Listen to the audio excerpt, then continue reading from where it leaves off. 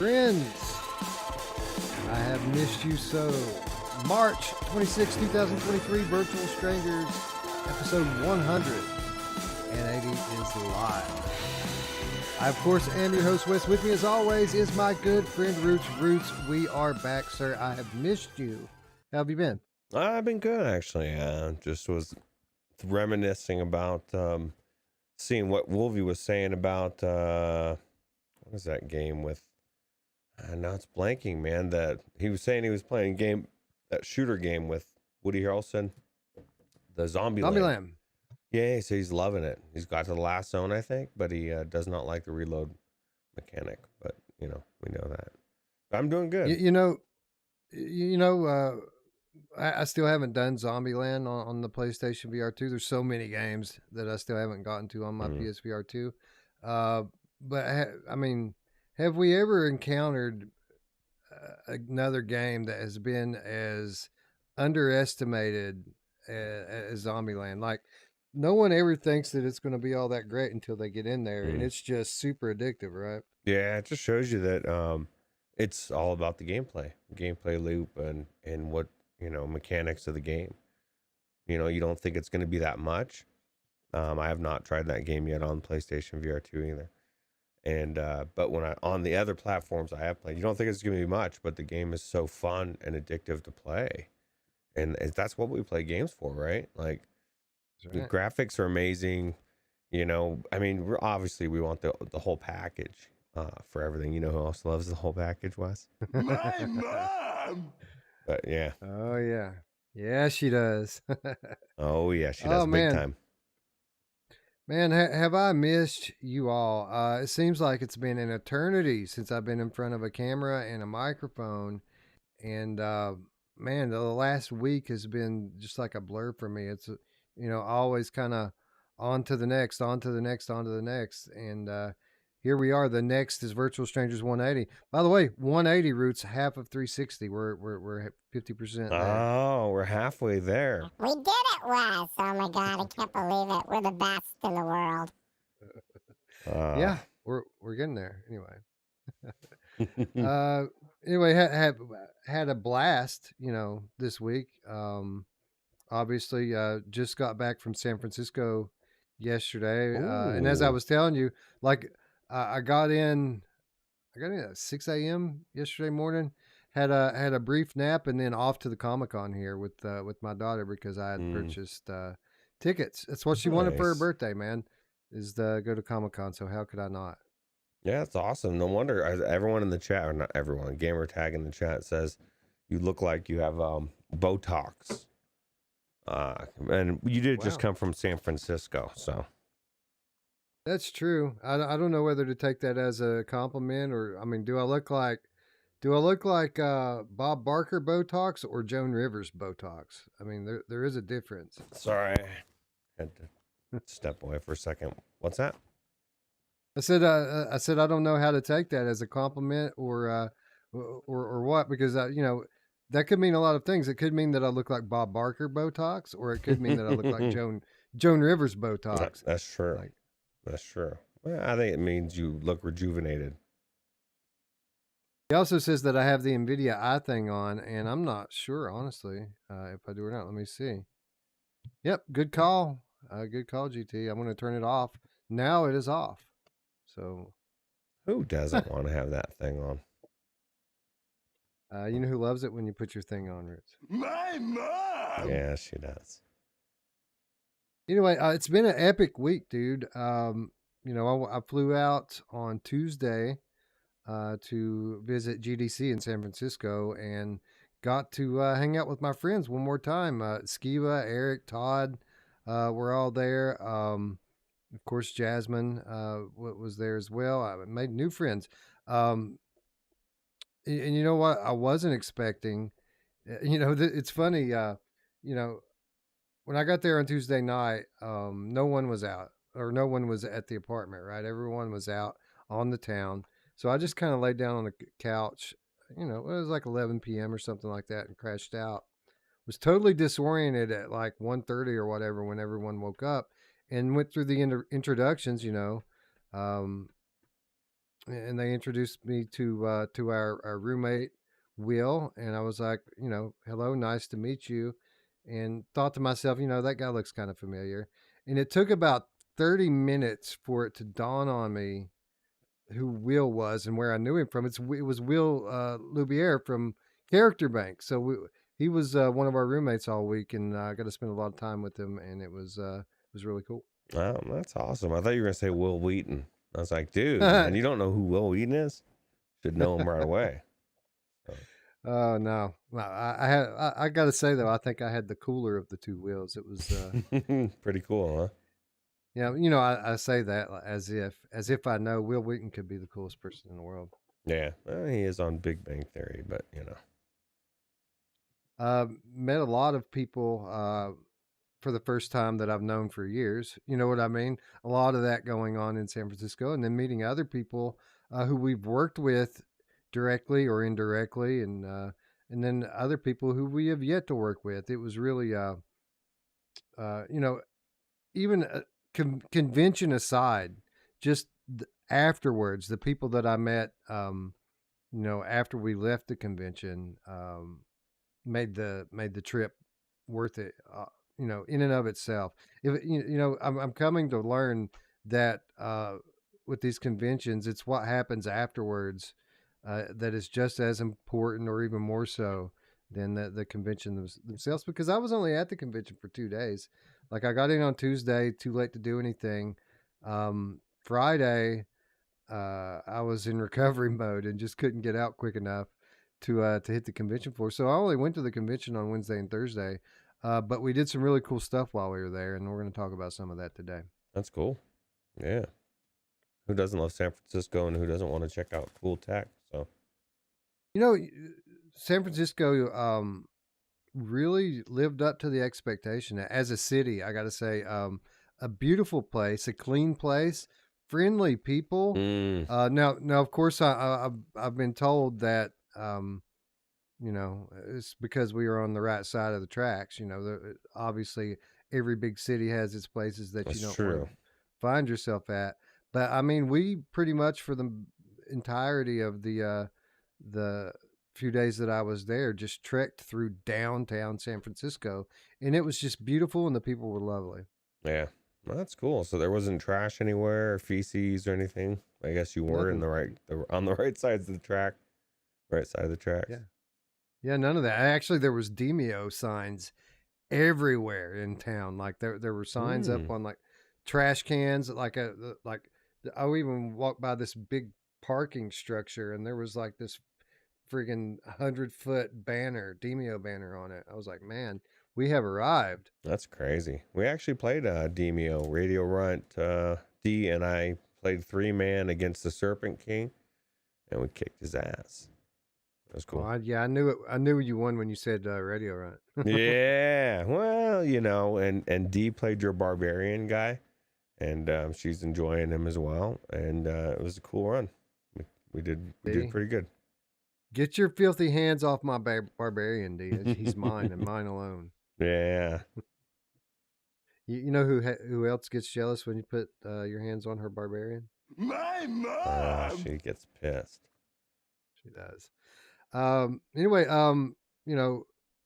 cool people aside, and there were literally dozens of cool people that I met this week. A lot of cool news was broken during the week.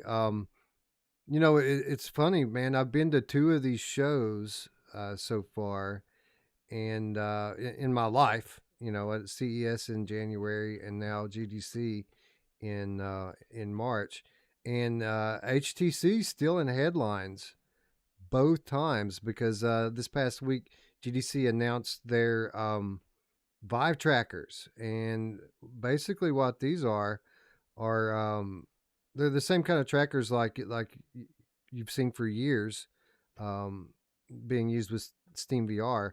Only these won't be tethered to Steam VR because they track themselves. They have internal cameras built into them, and apparently they're going to support like OpenXR applications, which means as long as the developer wants to support them, you're going to be able to use these things across platforms, and that my friend, is going to open up a lot of doors for people like Brad who just want to live in the social spaces, you know? Yeah. Yeah. Did you order some? Are you going to get some trackers, man? Do some elbows, some knees, you know, you got to track your feet, dance around. I just, I just don't see the point, but I get that there's going to be a lot of people that are super excited. I was kind of like, no big deal until I read that you didn't need that. This is going to be like, you could use it for people that don't have trackers, like the lights houses, right? That makes it a big deal. There's a lot of people that do want to track their elbows and knees that don't have access. So, You know, maybe I want people to see me sitting down in VR man, all the time. that's true. Maybe. No, I thought it was cool. You know, just because it is an art thing doesn't mean there's not a market for it. I think there's going to actually be a pretty substantial market for it. Oh, And yeah. I think that it might kind of press Sony to widen compatibility of their new trackers that just were recently announced as well. And I don't know. I didn't get a demo of these. The Vive demo that our group did happened on Tuesday when I was What? in an Oh, airplane. man. But I did get to talk to the HTC people multiple times. I got to hold one of these things and check it out. Will I get one? Will I not? That depends on how much they cost, and they don't know. I asked them multiple times how much they're going to cost. TBD, bro. That's not a good sign. That sounds like a lot of money. Well, it depends on what a lot is to somebody. You can track 5 of them, right? So Yeah, well, yeah, and you know, I kind of jokingly said, so they're going to be $200, right? And they're for enterprise only, and they found it almost as humorous as I did, and said, no, probably not. well, So like if I think they're going to be in that in between space. That they're going to be a prosumer product most likely. like 150 each. I don't think so. I mean, I think that they'll be competitive with other tracker solutions we've seen on the market, probably around $100-$120. If I had to guess. I changed my mind, Wes. I'm getting the trackers. Tornaflo. Remember, was it Tornaflo, the one that you could jump over or something? Yeah, right. Like, that's right. Yeah. Like, I don't think we gave that game a fair shake because we didn't have full tracking.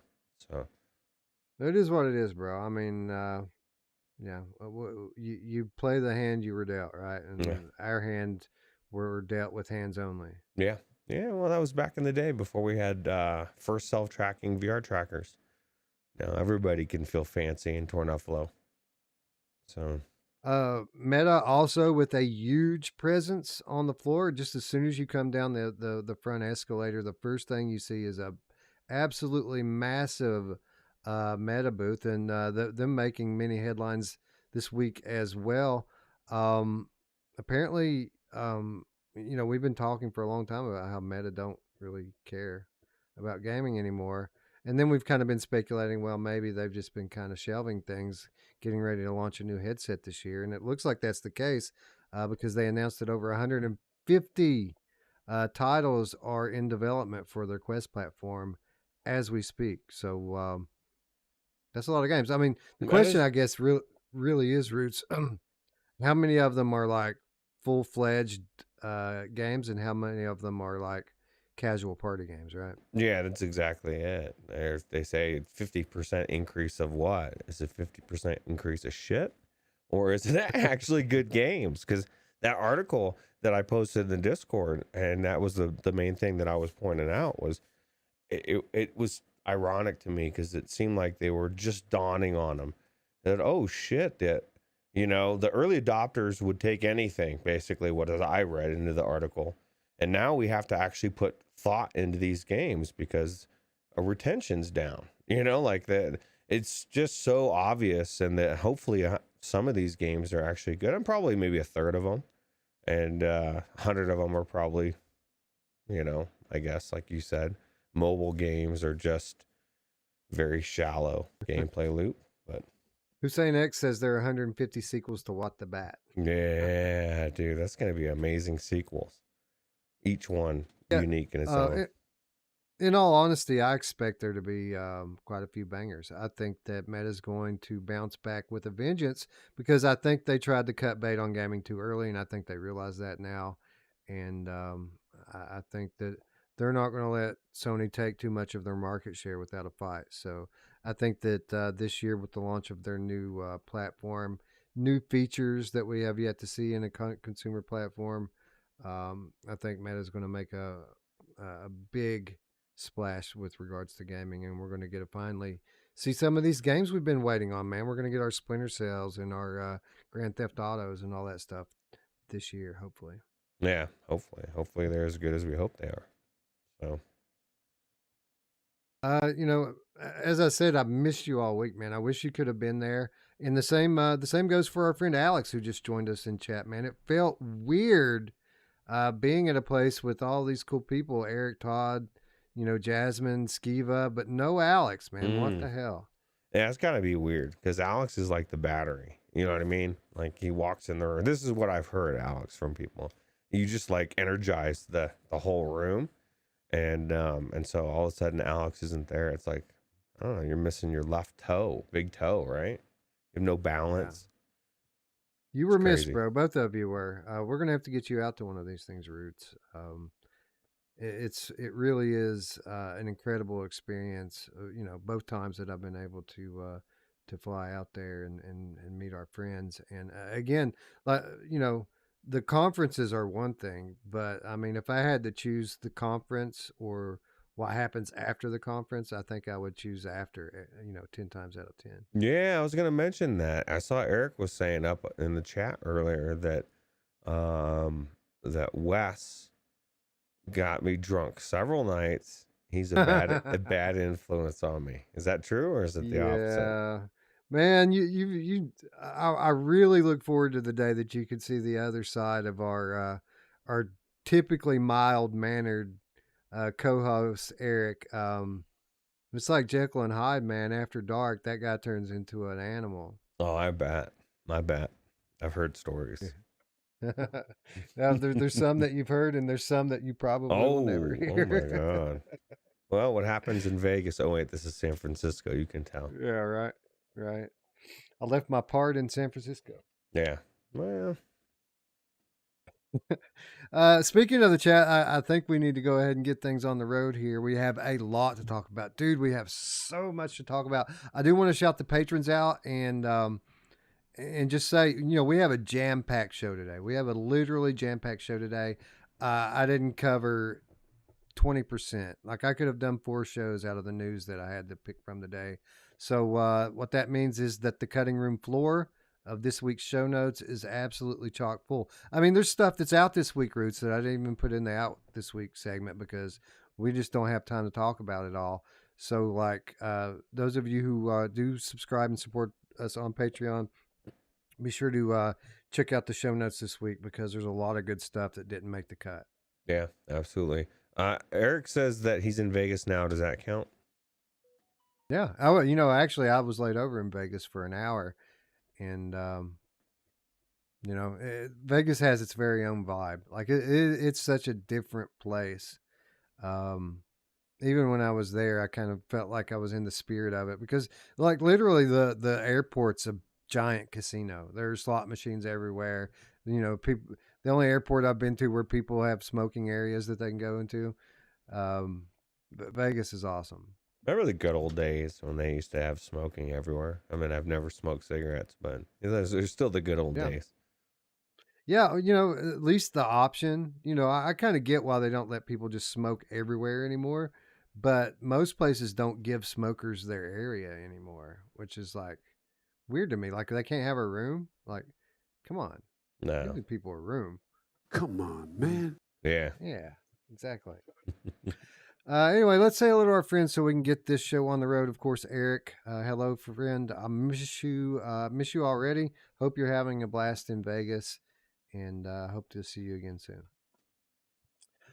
Chinatown D, what's up, D? Miss you too. D was here last week, Roots, en route to your neck of the woods. We got to hang out with D.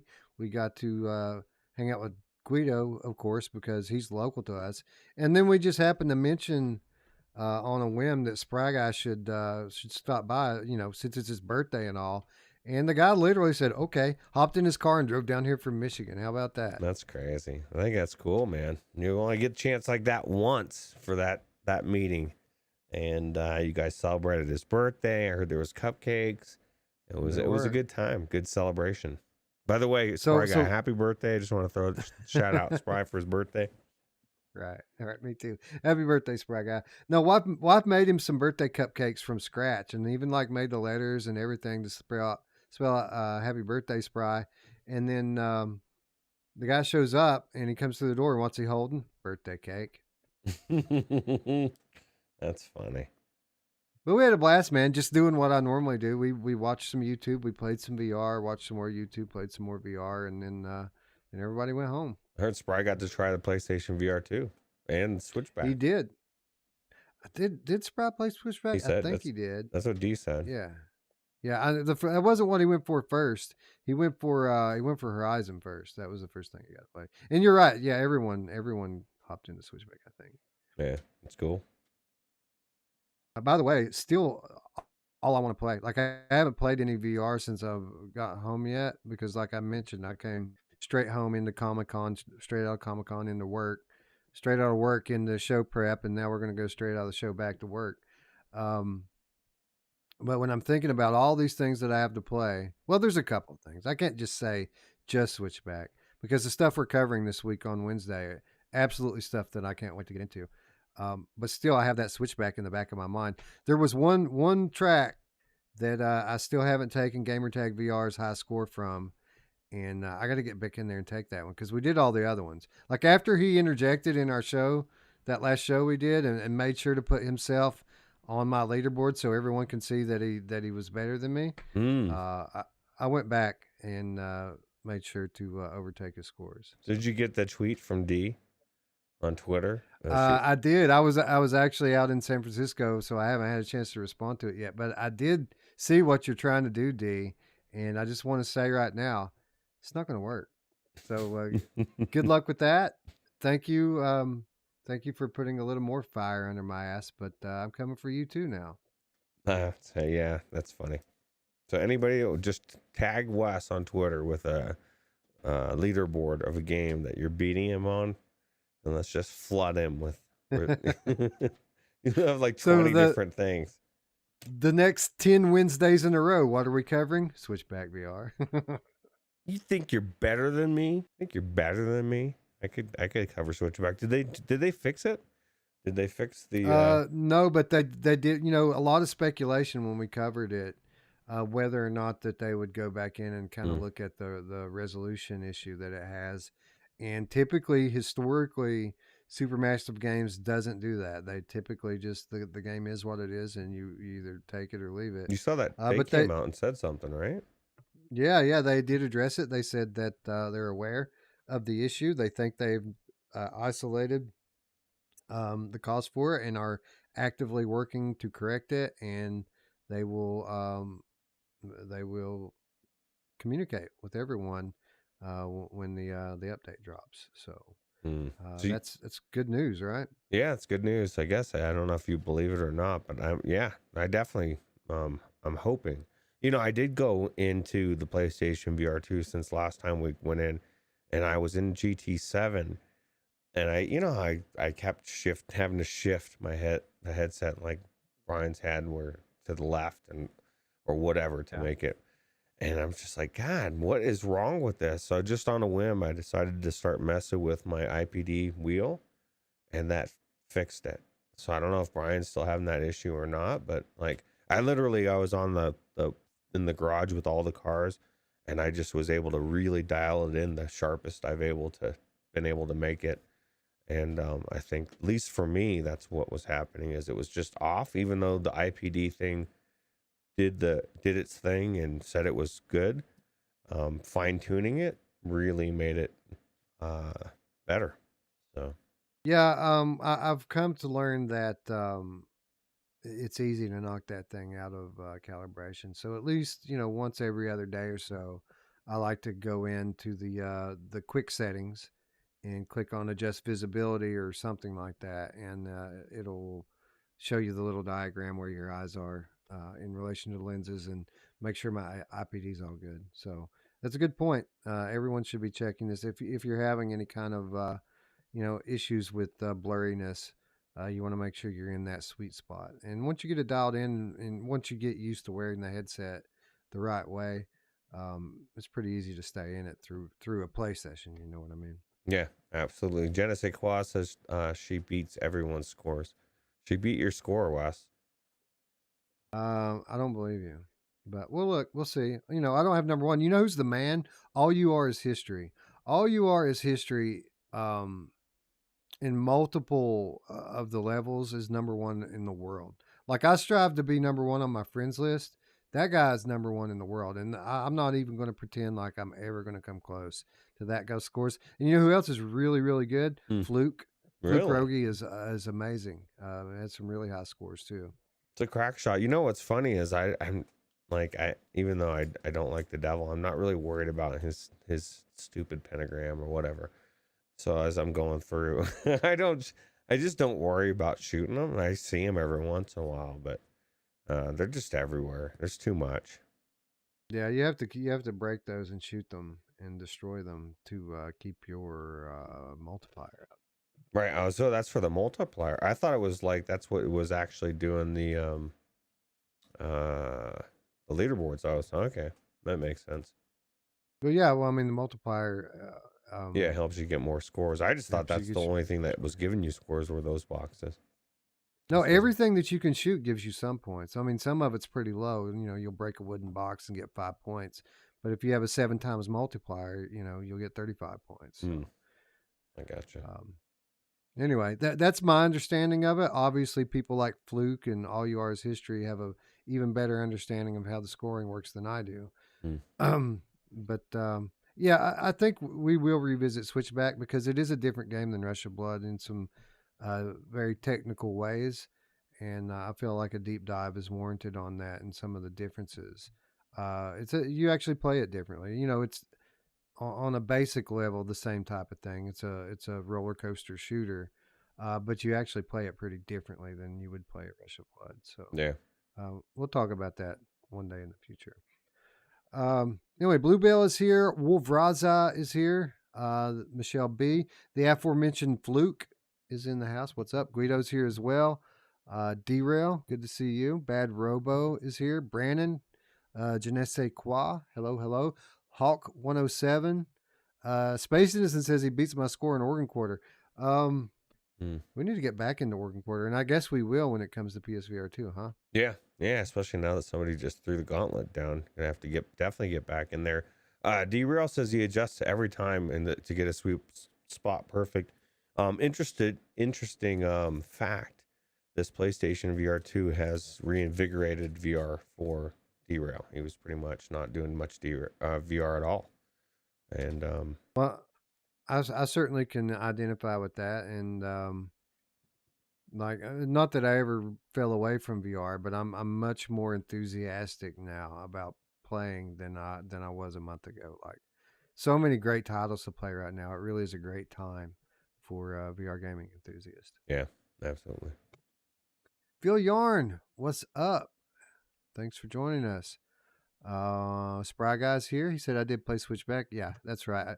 I remembered you getting into Horizon, but that's right. You went back in later and played Switchback. Traveling Man 3775 is here. Hello. Techno Glitch is here. Hello. Rogue TR. Hooked Worm 17, the game cat. Says it was a rough week for us with so few streams after 3 weeks of insanity. Yeah, man, I know it. I felt bad. I really did miss being here with all of you and being able to play VR for you. And I'm glad to be home. As fun as it was, I am glad to be home. I get another 3-day weekend, Roots. It's a holiday week, so maybe we'll stream something this week. What's Monday? It's not it's Easter's this week, and I think it's this week. It is this week, right? I think it's this week. Fuck, I don't know. Maybe is it? Is it Easter this week coming up Sunday? I think a week from today. So wow. So what my work does, since Easter falls on a Sunday, what they do is they give us a paid holiday for Good Friday, and my weekend doesn't fall on the weekend. So unless I'm mistaken, I think I get an extra day off this week. Oh, nice. Maybe it's next week, but I think it's this week. Either way, you get an extra day off. That's always good, right? Yep. That's another day to play VR, so it's a great thing for me. So yeah, Hooked Worm, I feel you. We are back. We're definitely going to do a show on Wednesday. We're going to do CruCast tomorrow. I am anyway. I don't know if Roots is going to be around for that, but I think we're going to have the full crew together tomorrow. Roots, if you want to join. Yeah, I'm gonna see. I have something I have to do, but I should be able to be there. Cool. So everyone, I think I have that link down in the description. Be sure to catch us there, and if not, you can.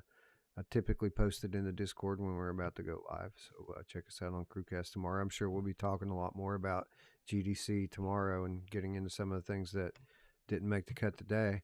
Let's see. Who else is here? Mark Pringlesleaf is here. He says, as a smoker, you're made to feel like you have some infectious disease. Yeah, that's true. Yeah, I know, right? How dare you not be so uptight about how you live your life, sir? How dare you? Bad Robo is here. What's up? He says, you know who else turns into an animal? My mom! I was almost debating to hit the mash daddy cool button, but as I heard, he turns into an animal as well. Tatum says some decent releases such as Vertigo 2 for PSVR and The Last Worker for PSVR 2. Check and check, sir. That's absolutely correct. Jam-packed week last week and this week. Who else is here? Scrolling. Seeing a lot of the same names at the top. Hussein X. Did we say hello to Hussein X? I think we did. If not, hello, Hussein X. Good to see you. Alex, of course. Alex VR. Thanks for stopping by, friend. Who else? Did we get everybody? Maybe. You know me, though. I got to scroll all the way up. As far as it'll let me go, anyway. Mal's here. What's up? He says, biscuits and mustard. Mm-hmm. I don't know what that's all about, but I do get the reference. Thomas McNostril is here. What up?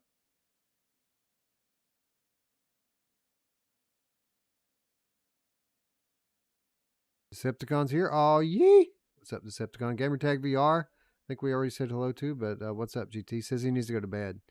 Yeah, me too, bro. I feel you. He's probably already did go to bed. That comment was like 5-10 minutes ago, right? Yeah, right. He's probably already out. Quadzilla, what up? Thanks for joining. Hope you have Herb, a the good 24/7 rest. Game Cat. GT, hope you have a good rest. Yeah. Well, we'll see you in the morning, bro. He said, "Who's Bob Barker?" What the hell? How dare you? Oh yeah, well, you know, the price is wrong, bitch. Right? Yeah, right. Herb, the 24/7 Game Cat's here. Virtual Vince is here. Dare Snuff is here. What up? Boognish 66. The fourth wall breaker is here. Not sure Brondo is here. Johnny B is here. Assassin 32 is here. Mickey Barrios is here. You know, Eric just got to meet Mickey in Florida last week. How crazy! I saw pictures. That's cool. Actually, it was Betty. I got to hang out with Betty some this week, and Betty had pictures of Mickey. Said Mickey and his son showed up to the Ghost of Tabor party. Oh, how cool! That is cool. Destiny 11 here. Thanks for joining.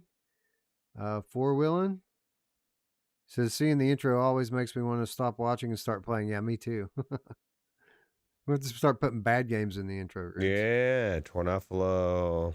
I don't know. I guess you could put the Walking Dead Onslaught in there during the red phase. Right.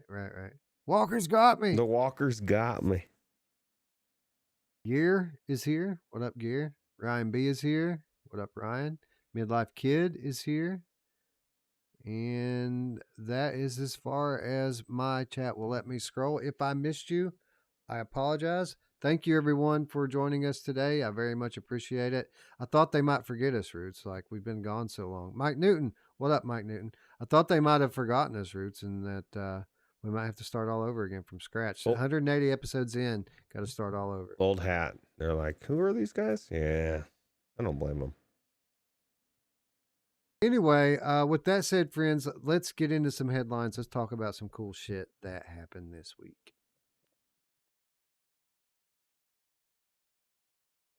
Good morning. Live streaming Video games. They seem to have captured America's imagination. My name is Barbara, but you can call me Bug. I just started a new job at this place called ATARI. They've been working on this cool new thing called video games. Feels like it's really gonna catch on. Electronic games being this year's bestseller. No other video game company stacks up to Atari. I'm building a brand new game. Oh, and this is Dot. I created her. Isn't she rad?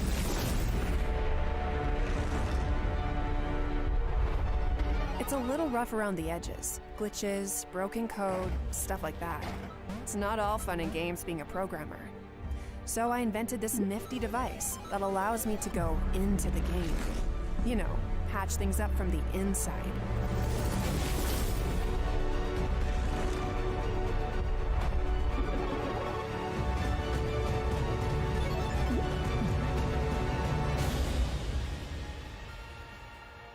Good thing I've got Dot, because sometimes the bugs can be a real problem.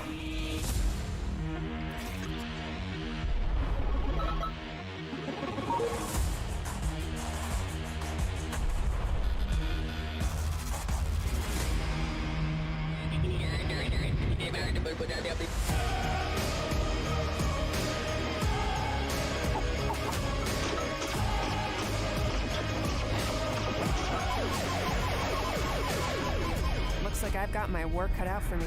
Good thing it's 1978 and this technology is on the cutting edge.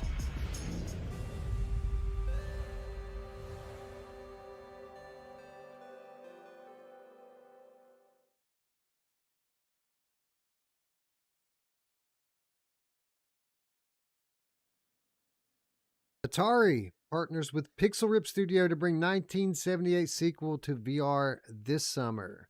This from Scott Hayden at Road to VR. Arvory, however you like to pronounce it. The studio behind the Pixel Rip game series announced it's releasing a sequel this summer called Pixel Ripped 1978, which aims to take us back for another immersive trip down memory lane. First of all, before I read any further, I think it's more aptly titled a prequel, and we'll talk about why in just a few minutes. Anyway, to bring the latest entry into the Pixel Rip franchise to life, the Sao Paulo, Brazil-based Arvory has struck a major branding partnership with iconic gaming house Atari. In the trailer, you'll see an Atari 2600 and a number of games, such as Crystal Castles, Fast Freddy, and Yar's Revenge. While not the most influential titles to grace the console over its 15-year lifespan, the partnership is essentially allowing the studio to dispense with the Pretendo and Gear Kid sound-alike consoles and near-bin versions of classic games, offering up a more direct homage to late 70s and early 80s gaming. Here's how Arvory and Atari describe Pixel Rip 1978. Dot must join forces with Bug, the quirky visionary who developed the original Pixel Rip series. Help Dot maneuver through multi-dimensional challenges to protect Bud's childhood memories from the evil Cyblin Lord, a villain able to break through the screen and invade the real world. In the game, well, wait a minute, they put a period where it don't go. Invade the real world in the game. The setting? The intense burst of creativity that vibrated through the San Jose suburbs in the late 70s and early 80s. Feel the mighty effects of how the Pixel Stone alters reality itself. The franchise's titles are standalone experiences, which also include Pixel Rip 1989 and Pixel Rip 1995. Atari CEO Wade Rosen says Pixel Rip 1978 is also aimed at fans of Pixel Ripped and the broader Atari community. Pixel Rip 1978 is slated to launch on PC, PSVR 2, MetaQuest 2, and PlayStation 5 at some point this summer. So, one of the cooler things I did when I was in San Francisco Roots is I was able to meet up with Arbery and Atari and play a demo of this game and interview Ana Ribeiro as well. And I got to say, this is cool. I learned a lot that I didn't know about this title. And first of all, which is the thing that I mentioned a moment ago, this is kind of like a prequel. You know, everyone's we all knew more Pixel Ripped was coming, right? It's a successful franchise in VR. There's always been this debate about what era they would do next. Would it be 2000, 2005? None of us really expected it to go back in time, but it does still kind of fit the timeline because the Cyberlin Lord has gone back in time to kind of try to influence the original developers of Pixel Rip to make himself the star of the game instead of the big bad. And that's kind of the premise the game's built on. Yeah, that sounds pretty cool. I like the innovation of these games, and I just like them in general. It's cool that we're going to get to experience the Atari. I feel bad for Ryan Brandon, who says he doesn't connect with this game because he never tried the Atari before. He's not that old. So, Wow. yeah. What are you saying, bro? Like, It's just a baby. I'm not. He's just a baby. He's just No, a this baby. Atari 2600 was my very first console, man. Like Asteroids, Frogger, Pac-Man. This was the stuff that started me, and then Mario, you know, later on Nintendo kind of changed my life, and is pretty directly responsible for us being right here doing this right now. Yeah, same here. Except for I agree with somebody who said it in there. Oh, Tech ColecoVision was better, but it also came after Atari. Atari was like the first, like there was nothing like it, right, when it first came out. So it was cool. Right. Yeah. It made. I mean, it wasn't the first home console ever, but it was the first one that really caught on because it brought the games to a whole new level. I mean, they were pretty bare bones before Atari 2600. Yeah, Pong. That was cool. Yeah, yeah. But no, I found out some cool stuff hanging out with Anna and the Atari people. First of all, this partnership, which is amazing, right? Because, you know, Pixel Ripped always has kind of been an ode, an homage to the titles from our childhood, but they've never had the licenses before to kind of directly pay homage to them. So we always kind of get these knockoff versions of the games that we grew up with. Not the case anymore due to this partnership with Atari. And I learned while I was there talking to them that it was completely by random chance. Like they had gone to the DICE Awards. Pixel Rip was, I guess, nominated for something.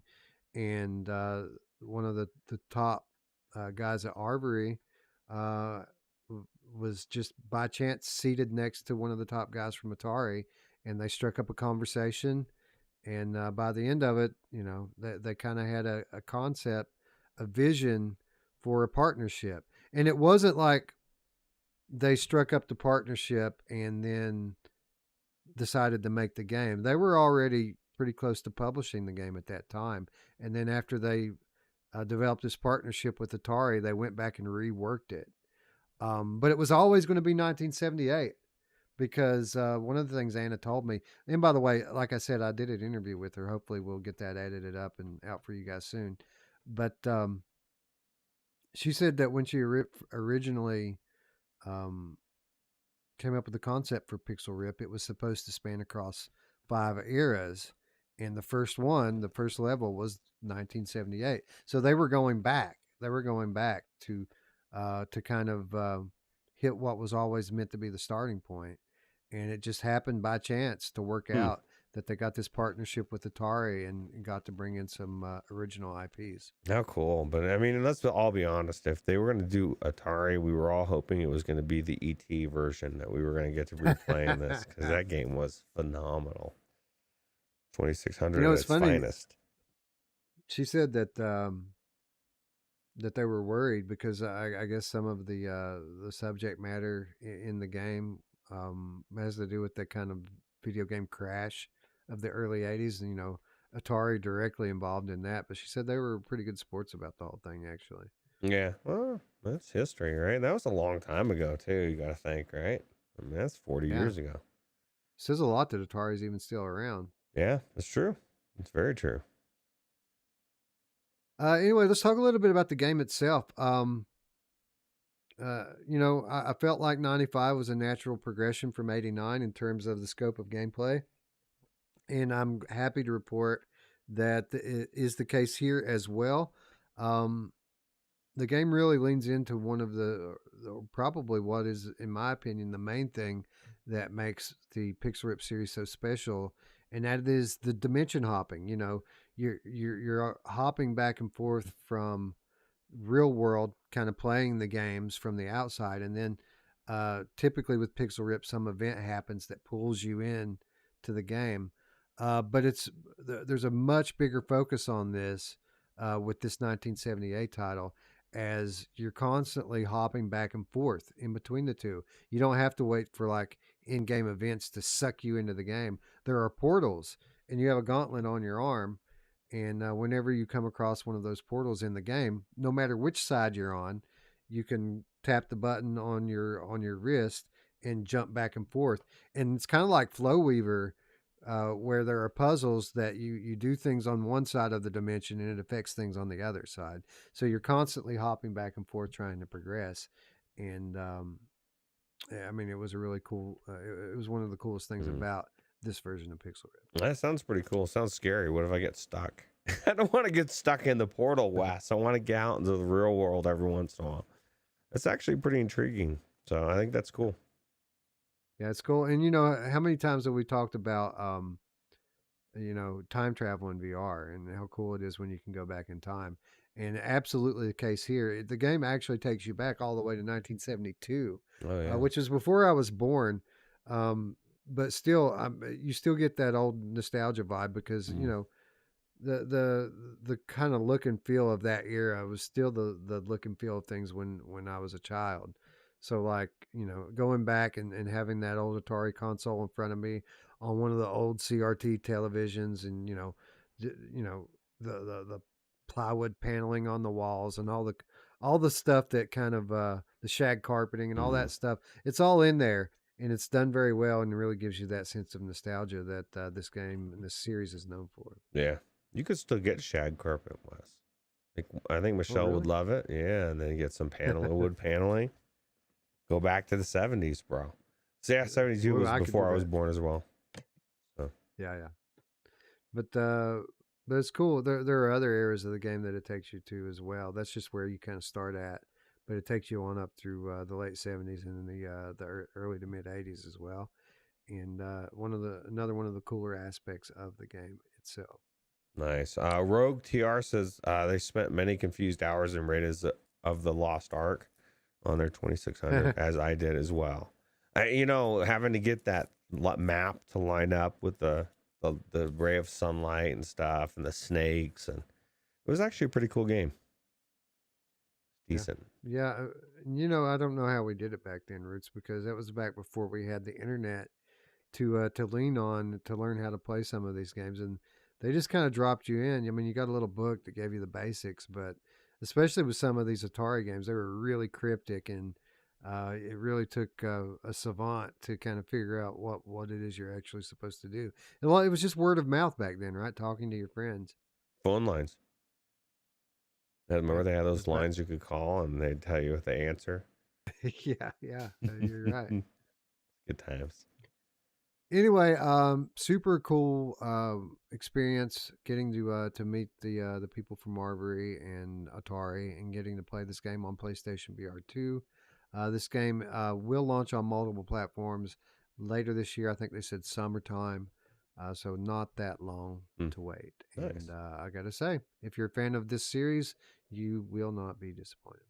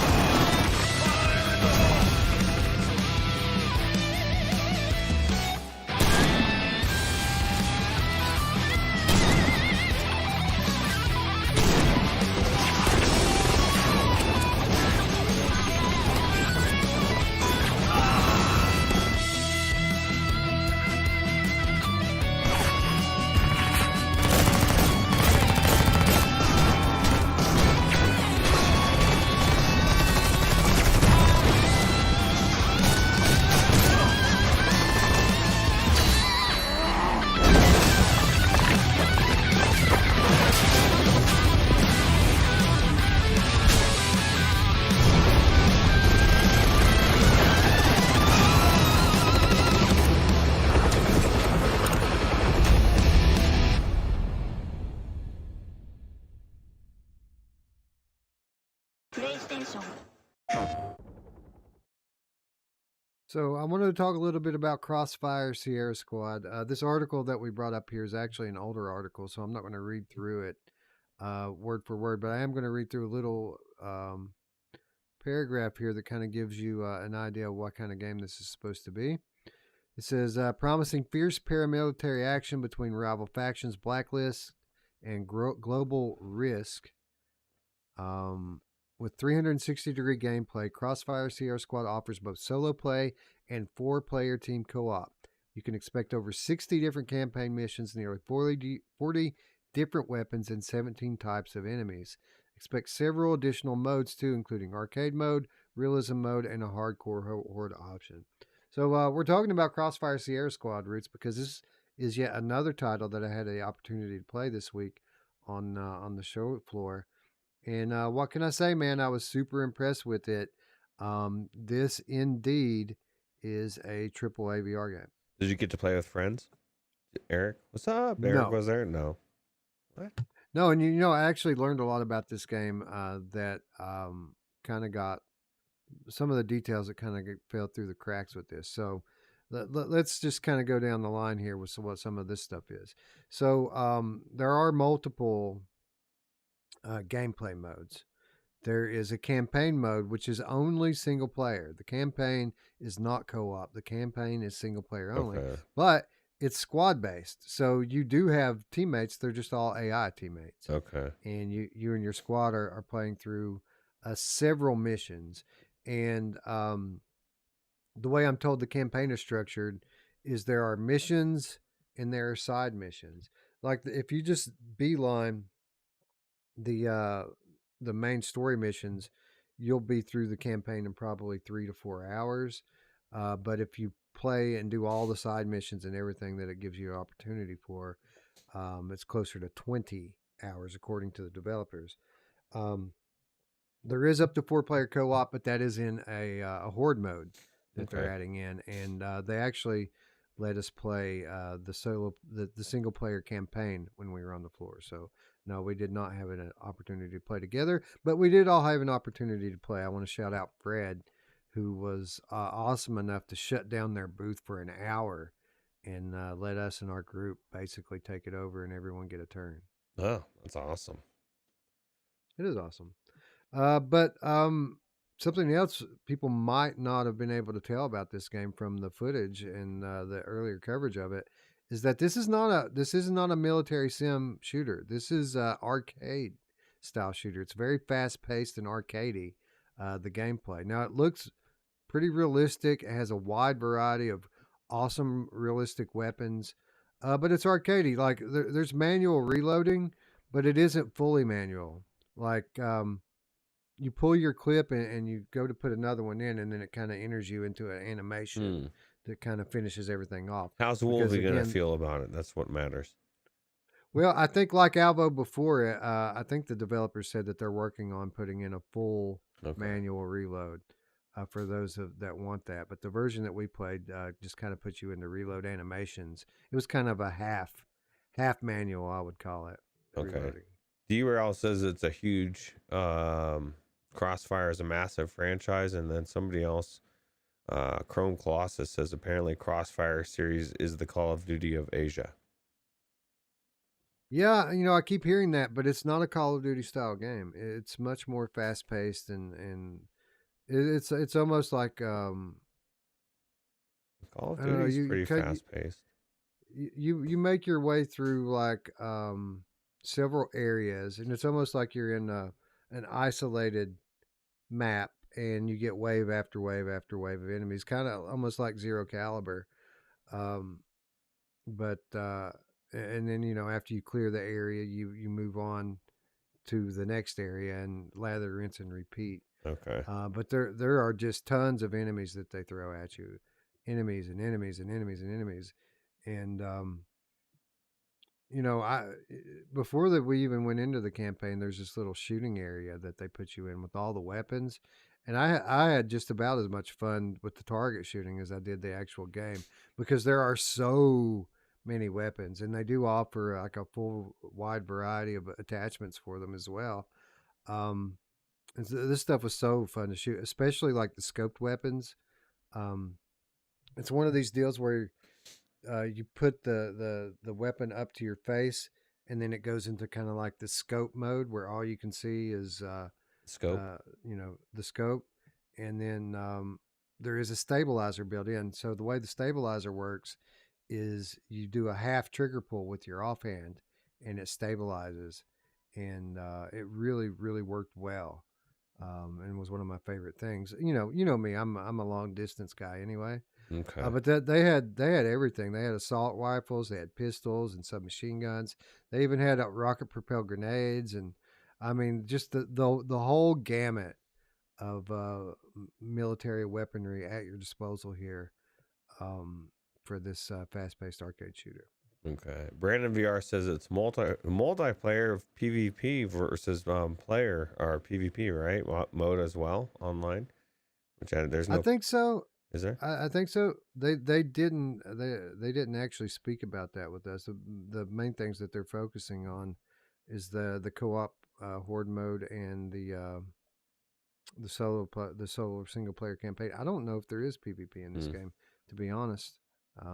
You'd think they'd mention it somewhere, even if they just like it was just an afterthought. But I could probably find out real quick by going to the PlayStation blog and searching for it. But well, while you're looking at that, we'll reminisce about Larry Bird and most amazing game. They're still talking about Atari stuff. 7800 Doctor versus Larry Bird. Was it what was the game? What was that game? That was actually a pretty good game, the basketball game back in the day, right? But Bird versus Magic on Sega Genesis or something. Yeah, it was pretty good. All right, so let's see here. Crossfire Sierra Squad.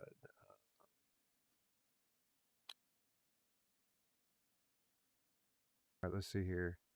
Greetings, mercenaries. We at Smilegate are thrilled to announce that we're working on a brand new VR game called Crossfire Sierra Squad. The first-person shooter incorporates innovative features offered by PSVR 2 and is planned to launch on PSVR 2 in 2023. We asked them about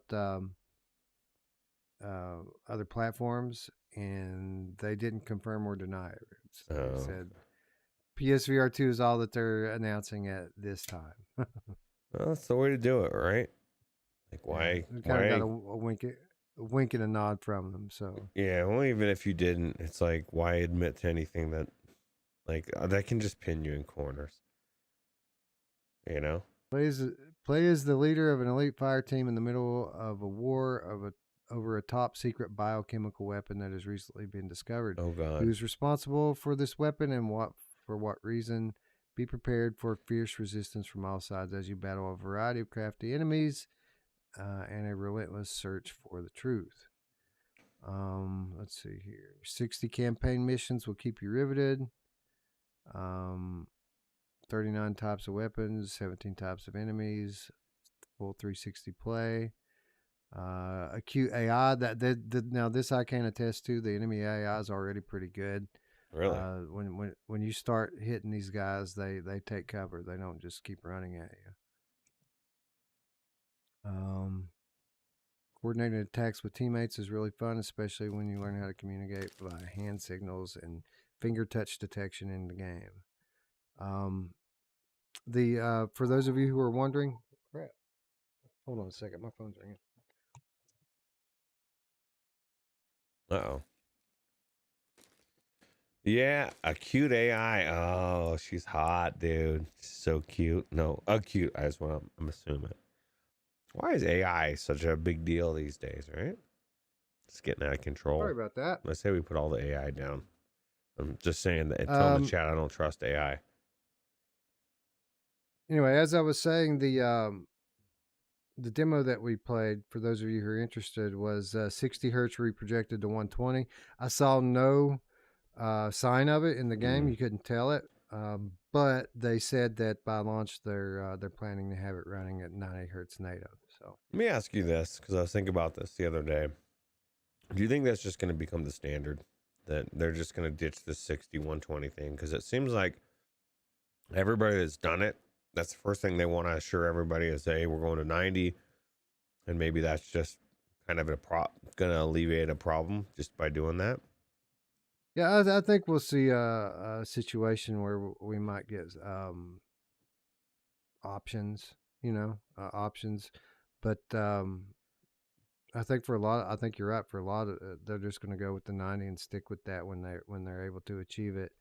Light Brigade, speaking of which, just got another update. They had an update like 2 weeks ago that really improved the quality of the gameplay quite a bit. This week they added in the eye tracking and foveated rendering, Really? dynamic foveated rendering. So it should be even better now. Wow. Yeah, that game sucked up all her VR time. So I finished out this article on PSVR or PlayStation blog from Fred, who was the gentleman I was able to meet with. We actually met with quite a few people from Smilegate. We met the game director and a few of the technical guys behind developing the game. No mention of PvP on here that I can see. Solo play and co-op is what it looks like they're focusing on. Yeah, that's what somebody was saying in the chat. They thought that it was supposed to be co-op and single player, so which is fine because so many games get PvP wrong. I just want a good, amazing, fighter or shooter campaign. Well, I mean, this is going to be, if you like fast-paced arcade shooters, you're going to really dig this. Again, like I said, this is AAA quality.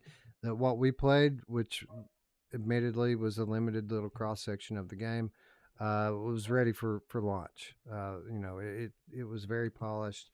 I think I only encountered one bug, and it was one of the enemies kind of got stuck in the stairs.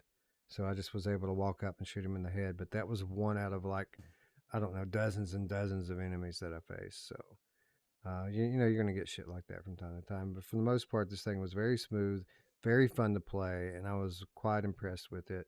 I mean, this was one of the bigger question marks from the initial, PlayStation library announcements. And I'm happy to say that I came away from my demo for Crossfire quite pleased with the result, and it's quickly become one of my more highly anticipated releases of the year. So Ryan Brandon earlier said there's only 5 games worth getting on PlayStation VR 2. Now there's 6 with Sierra Squad. I disagree with that statement wholeheartedly, but yes, I would say this is going to be one of the ones you want to check out. Again, if you're into arcade shooters. Anyway, though, a lot of news this week came out regarding military shooters. So why don't we take a look at another one that you may be a little more familiar with.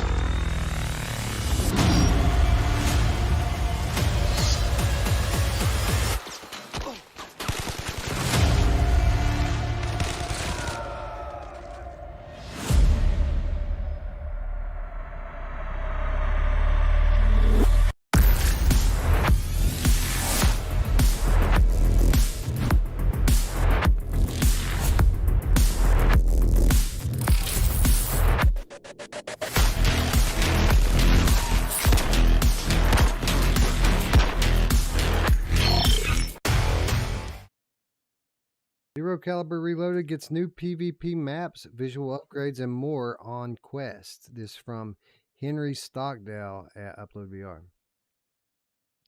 Xroll Games released a major Zero Caliber Reloaded update last week, adding 3 new maps, upgraded visuals, and more on Quest. Marking the first Zero Caliber Reloaded update in over 7 months, Xroll Games announced that the Raid, Warp, and Train PvP maps are now live, alongside a redesigned water base boss fight. Each weapon and some environments received some visual improvements. Full body character models can now be switched off.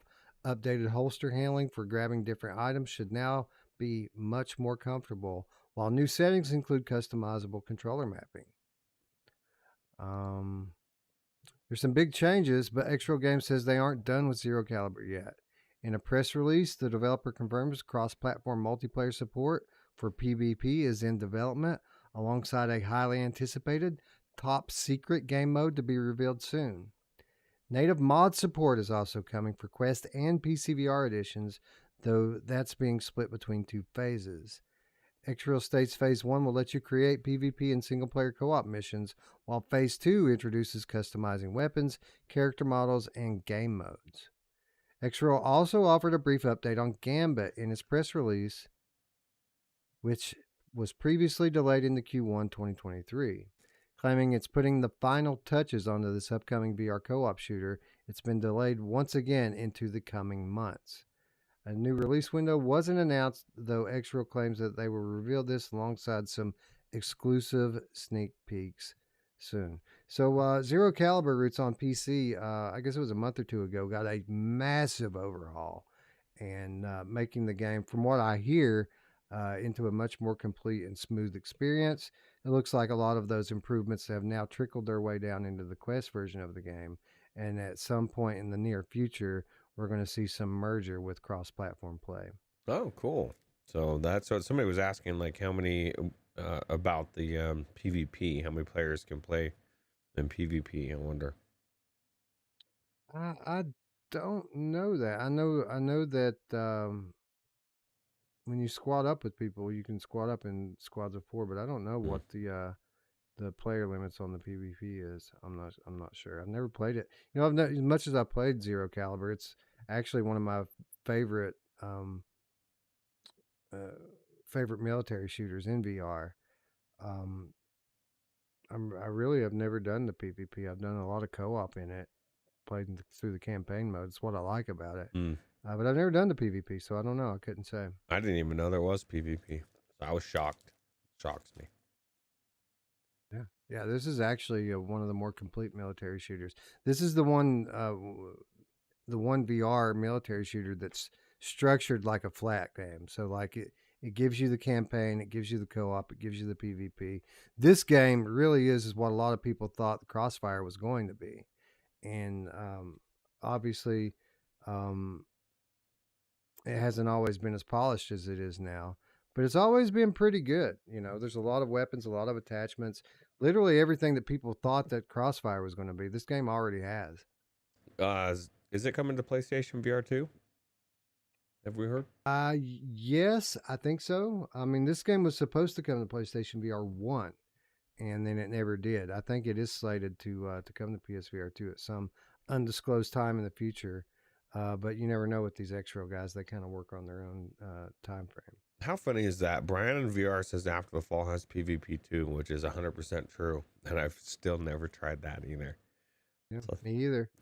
It's just not my game, man. If you give me the choice of playing against my friends or playing with them, I'm going to choose to play with them most of the time. Yeah. Techno Glitch says, damn it, Gambit. I know, right? Let me say this, though. I mean, it is a bit frustrating for those of us who want to who want the game to go live and everyone to be able to play it. But at the same time, I get it. You don't want to release it too early and then have people shit on it because something's wrong with it. So, right. Kudos to them for taking the time to get the crossplay worked out right out the gate. And I'm sure that everyone's in for a great experience when Gambit finally does drop. Hopefully here within the next few months. Absolutely. Killa Sam says, love your work, Virtual Strangers. Keep up the good work. I agree. I love our work too. Thank you, Killa Sam. We Thanks for appreciate joining us, and thank you for the compliment. We very much appreciate it. Yep. I don't know, man. I've been wanting to go back into Zero Caliber since I learned about the PCVR version that got the big update for that. We've just been so busy lately, man. It's hard to get back in the games you've already covered, right? Yeah, especially in I don't want to slum it in PC VR or Quest. I got PlayStation VR too. Actually, I went into that's what I played because I streamed it on Friday when I played Demio. I played it on Quest 2 and was definitely a different experience, but it was still good. It looked really good. on PC Steam version, Demio. Yeah. Oh yeah.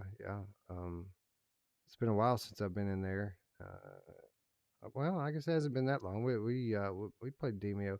Demio is one of those games like Walkabout where we periodically revisit that one. But yeah, it is. It's a beautiful game. It's a beautiful game no matter where you play it at. But especially on PC. It's just good. It's fun. Yeah, absolutely. Anyway, the military shooter train rolls on, and as if we didn't have enough reason to stay away from our old catalog, we do have more new games incoming, and a lot of people are excited about this next one.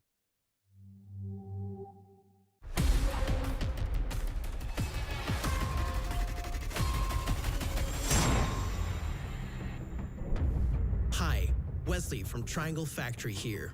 More than 60,000 people played the Breachers Open Alpha, and we are super grateful for the community's response. I'm excited to announce that Breachers will be available on April 13th. You can pre-order the game now and receive the exclusive Elite Jesper gun skin. We will be releasing in-depth videos covering the new maps and features in the coming weeks. The Open Alpha will be available until March 24th. Don't miss out on your chance to try Breachers before it goes live on April 13th.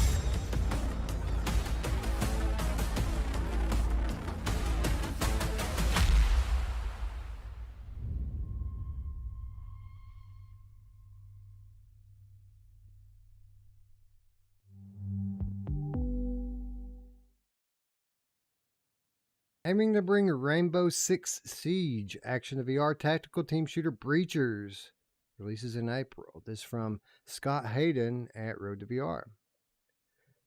Triangle Factory, the studio behind Hyperdash, announced its squad-based shooter Breachers is set to launch next month on Quest 2 and Steam VR headsets.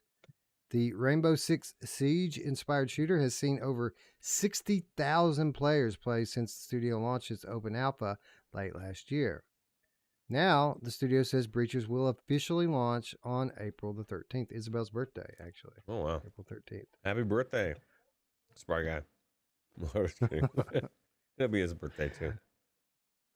Like Rainbow Six Siege, one team, Enforcers, is tasked with wiping out the enemy squad and disarm their bombs with an EMP. You'll be able to rappel and breach through walls, swing through windows, and catch your opponents by surprise with gadgetry like drones, cloaking devices, flashbangs, and breaching foam. You know who loves breaching foam, Roots? My mom! Oh, yeah, she does. The images have popped out and are completely obscuring my view of the That's a rude. the article. It is rude. I can't get rid of it. Let's see if I refresh it. If that helps. Nope. Well, D was saying that Walkabout or that game Demio takes a lot of time, and I said it's not as much time as a full room of Walkabout takes, right? That takes a lot of time too. Yeah. I mean, a lot of these casual multiplayer games are like that. Like if you want to get through a full session, you better have a few hours, right? But I'm not gonna lie. I could have played Skirmish. I could have streamed it. I could have played 4 people. But it was more fun to play it with D and Radio Run. I think that's the appeal, right? Playing with your friends. Yeah, absolutely. Anyway, with Breachers here, we've seen a lot of hype for this game ever since it launched in the open alpha all those months ago. And how much of it do you think, Roots, has to do with the fact that PC VR players and standalone VR players never got their tactical shooter? Like PlayStation had Firewall, and to this day, it's one of the best titles on the platform. But PC never got its counterpart. Well, with a lot of the PlayStation VR exclusives, PC typically would get their version that would be, a little bit different, sometimes not so good, sometimes really good. But they never got their version of Firewall. And I think that maybe some of that kind of FOMO is playing out here with the excitement for this game, because people are over the moon over Breachers right now. Oh, and people want Rainbow Six Siege in VR. You know, even more so. I mean, Firewall is good. It's still not even Rainbow Six Siege. So if they can, that's my question: is this going to be better than Firewall 0 Hour, or is it going to be worse, or the same on the same level? But you're right; it's filling a gap that didn't get filled for PC players. You know who loves it when you feel their gap roots? My mom! She loves it a lot, actually. So I never played Rainbow Six Siege. So I mean, maybe you can fill me in here. But what is it that makes that game so special? It's like Firewall 0 Hour, but I mean, you would love it because it's all strategic. It's tactical. It's 5v5. You know, each one you've got all these different classes. Each one does different things. And you're trying to either stop the people from arming the bomb or I think it's bomb, right? Or arming it yourself. And people are smashing in windows, and it's just very, very strategic, and people love it. So, and it's teamwork. I like the pacing of Firewall, and the fact that it is team based and tactical. It matters. How you and your teammates interact with one another and how you work together, even after you die. You know, with Firewall, like the communication skills, you can impact the game even after you fall in battle. So, one of my favorite, probably my favorite Gen 1 multiplayer shooter in VR was Firewall, and I'm pretty excited here to finally try out Breachers. You know, we didn't participate in the alpha because I typically try to avoid that sort of thing because I feel a responsibility to give a full review and put a lot of time into giving feedback, and we just don't have a lot of time, so we didn't play the alpha. But lucky for us, we're gonna get our chance to play it real soon as this thing comes out in just a couple of weeks. I just want to go in and check it out, and you know what I mean. That's my problem too. Somebody, I think it was D, was talking about that new.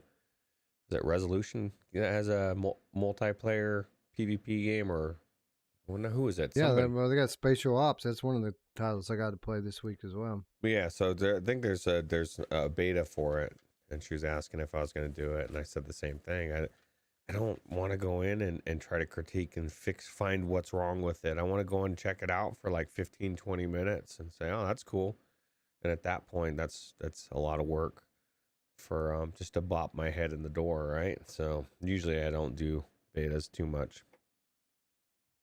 Yeah, I'll tell you what that Spatial Ops is good for is for people who have a lot of play area in their home, because it doesn't use the the quest. Polyarch, I guess. Oh, anyway. Polyarch. Okay.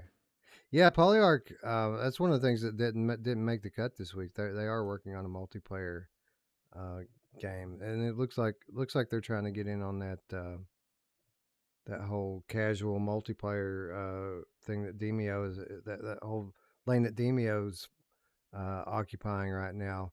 Although I don't know, this game kind of looks like it might be like a Smash Bros type fighting game. I don't know. There's not a whole lot of information out there on it yet, but it looks like it's in the Moss universe. So interesting. Yeah, it'll be interesting. Yeah, very interesting. Okay. So our friend Skiva joined us. What up, Skiva? Good to see you, friend. Thanks for stopping by. Yeah, what's up, Skiva? Cool Skiva sighting. Skiva again this week. Yeah, there you go. Yeah. Anyway, looking forward to checking out Breachers. One of many titles that have now been confirmed to release in April. But there are other things coming in April, Roots, that we've been waiting on for some time. Champion, prepare thyself. The universe awaits.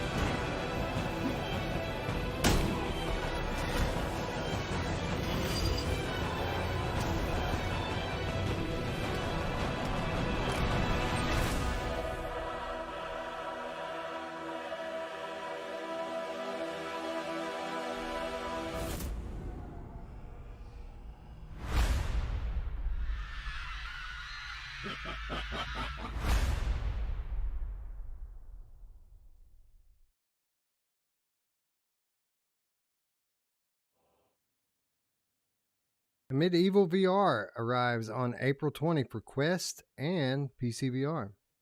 On 420? On 420, that's right. How fitting too, by the way. Did you see that trailer, Roots? I mean, this game looks like a trip. It did. The beginning, I was like, no wonder why somebody thought to put this in VR. Just from that opening thing, zooming in, I thought, wow, this would look cool in VR. And then it was born. Man. Publisher New Blood Interactive revealed that retro-style shooter Medieval VR arrives on 420 for Quest and PC VR. Developed by Indefatigable and Elijah Immersive, a Medieval VR takes heavy influence from classic 3D shooters like Quake and Doom, using a retro-themed aesthetic reminiscent of Compound, promising 7 episodes with different settings and enemies, magical weaponry, adaptive enemy AI, non-linear levels, and multitudes of options and cheat codes for a truly golden PC age experience. And of course, we just watched the trailer. First announced 2 years ago, a Medieval VR directly adapts the original flat screen PC release from 2019, and the team claims that this is not some half-baked version of a Medieval ported to VR. Unfortunately, if you have previously bought the original Medieval on Steam, this isn't a free update for the existing flat screen game. A Medieval VR will require a separate purchase, though pricing details remain unconfirmed. Speaking to Upload VR, New Blood Interactive CEO Dave Oshry also confirmed that the upcoming DLC expansion, The Black Labyrinth, is also being adapted for a Medieval VR. A prequel to the main game, this tasks you with completing trials within the eponymous Black Labyrinth, eventually defeating the Keeper of the Axe of the Black Labyrinth. Oshry tells Upload VR it'll come as an update later on, and that a PSVR 2 version is also in development, but no release dates were provided for either. The Medieval VR arrives on April 20 for MetaQuest 2, MetaQuest Pro, and PCVR via Steam, while the PSVR 2 version release date remains unconfirmed. Roots, we covered this game, seems like forever ago now. And to be honest, I was expecting to have this much sooner because the type of game it is, typically you get these ports pretty quickly. But according to these guys, this ain't just no port, son. This is a full-fledged VR game. And that's good news. That is good news. I want to know where, I was waiting. I was hoping by the time this got here that Meta would be have sent us our Quest Pros. Meta, where's our Pros? We need them. Yeah, where is it? That's the only way I'm getting it for free. But people have been saying it's clear, so I'd love to see the clarity of this game on the MetaQuest Pro. Yeah, I had another chance to play around MetaQuest Pro this past week, and it was pretty cool, man. We played, like I said before, we played a new mode for Spatial Ops, which is actually a single-player mode, like a wave shooter thing that takes place with portals and stuff, and it was pretty cool. Yeah, cool. But a Medieval, man, you nailed it a minute ago. Like, what a game for 420, man. I can only imagine getting baked and playing something like this. Yeah, or eating a gummy. I guess it's kind of the same thing, right? Yeah, kind of. Hooked Worm 17, the game cap, my favorite new Light Brigade edition. Pray at the loadout table to auto restock. Oh my God, really? That's awesome. You know, I kind of got on my nerves, Roots, when you go into Light Brigade, how you always have to load your ammo pouch clip by clip by clip. It seemed like a waste. Like, why are you making me do this? So now apparently you can just go pray and all the work's done. Who you I wonder if that praying would work to? at my real work. Oh yeah, that'd be nice. Just pray, and that's one of those things I kind of wish that I could have the headset from, or I guess what was it from the Adam Sandler movie where he could fast forward through time, just skip your day of work, just be done with it. Be cool. That'd be great. Yeah, I'll do it right now. That'd be awesome. Anyway, man, April looks like it's shaping up quite nicely. we wondered when we might be swaying back over to the PC and Quest side of things. It looks like we're not going to be waiting very much longer, as we got new stuff from Zero Caliber. We've got Breachers coming. Now we've got a Medieval VR, and actually later this week we've got something else pretty cool coming to Quest exclusively. Welcome to Carnage Corp, where we start you on the path to being a better monster. Just follow these simple steps. Smash, bash, and stomp your way to success. But watch out for falling debris. An accident-free worksite is a happy worksite. Whether it's tanks, battleships, or the latest kaiju defense technology, the smart monster is vigilant with one eye peeled for anything. Clothes make the monster. Be sharp and find your own style. Don't forget to stretch. You don't want to get a cramp out there. Here at Carnage Corporation, we put people first.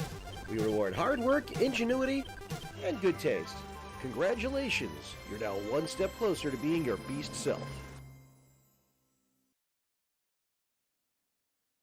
Blockbuster VR brings Kaiju cosplay to Quest 2 on March 30th. Roots, typically I would be the last person to take up valuable show time to talk about a casual cartoony Quest game, especially games that are built around cosplay. I mean, I could give two craps about cosplay, but with all of that said, how many times have we come on this very show here and said, we need our Rampage game in VR? And it looks like, at least to some extent, we're going to get that this week when Blockbuster VR comes to Quest 2. Is this a beta or something? Or is this like full-fledged? I think this is a full-fledged game. Blockbuster VR, a VR arcade action game where you destroy cities while dressed up as kaiju, launches on March 30th for Quest 2. First revealed in 2020, Blockbuster VR marks developer Happy Camper Pictures' debut game. Playing tribute to classic kaiju films, you control one of 5 playable monsters inside a customizable kaiju costume, tearing down 5 fully destructible cities. Between smashing buildings, throwing tanks, and eating the local citizens, each level has unique primary and secondary objectives, and you unlock trophies upon completing them. Multiplayer is also supported via in-room hangouts. You can find the official gameplay description below, and I quote, Blockbuster is dedicated to every kaiju movie you've ever watched. Tear up the town with 5 unique playable monsters: a giant ape, a radioactive lizard, a massive mecha, an angry prawn, or a badass butterfly. Just go with it. Rampage through destruction-based scavenger hunts in 5 unique cities as you battle bosses and unlock hidden paths. And when the smashing's done... Hold on, I lost my place. And when the smashing's done, go and build custom cosplay beasts in your ultimate kaiju fan lair. Then invite friends over for a multiplayer hangout. It's been a great experience for our first game, as people are eager to share their feedback and ideas on how we can keep adding things to Blockbuster, said creative director Brent Capel in a prepared statement. Continuing further, Capel then discusses potential post-launch update plans, but doesn't confirm any specifics. It's our hope to keep building upon the game with new monsters, cities, and play modes through DLC and expansion packs long after the initial launch. Blockbuster arrives for MetaQuest 2 and MetaQuest Pro on March 30th. So again, Roots, seems like a casual multiplayer game, cartoony, the kind of thing that the Quest library has become known for. But at the end of the day, this is a Rampage game, and I'm willing to give it a shot because I think this game might be a lot of fun. Yeah, could be fun.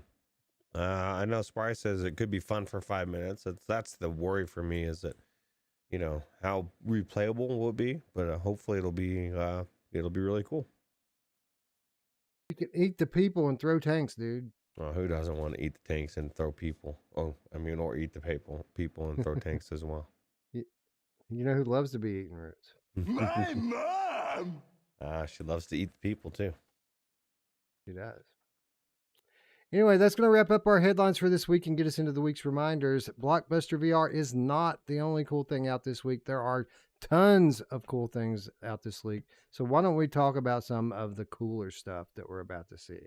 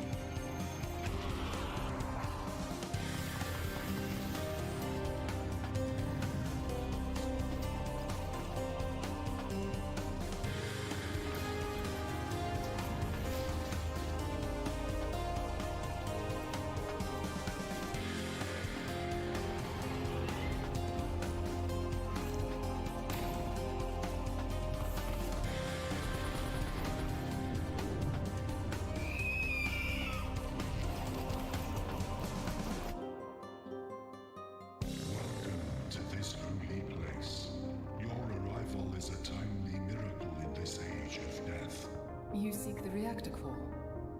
You saw the path is sealed. This will be the first time ever, but I'm actually happy to see a sentient alien. I thought I was trapped in here all by myself. I suppose. Torture works too, though. It's fun to make organic beings suffer. No offense. Oh, right.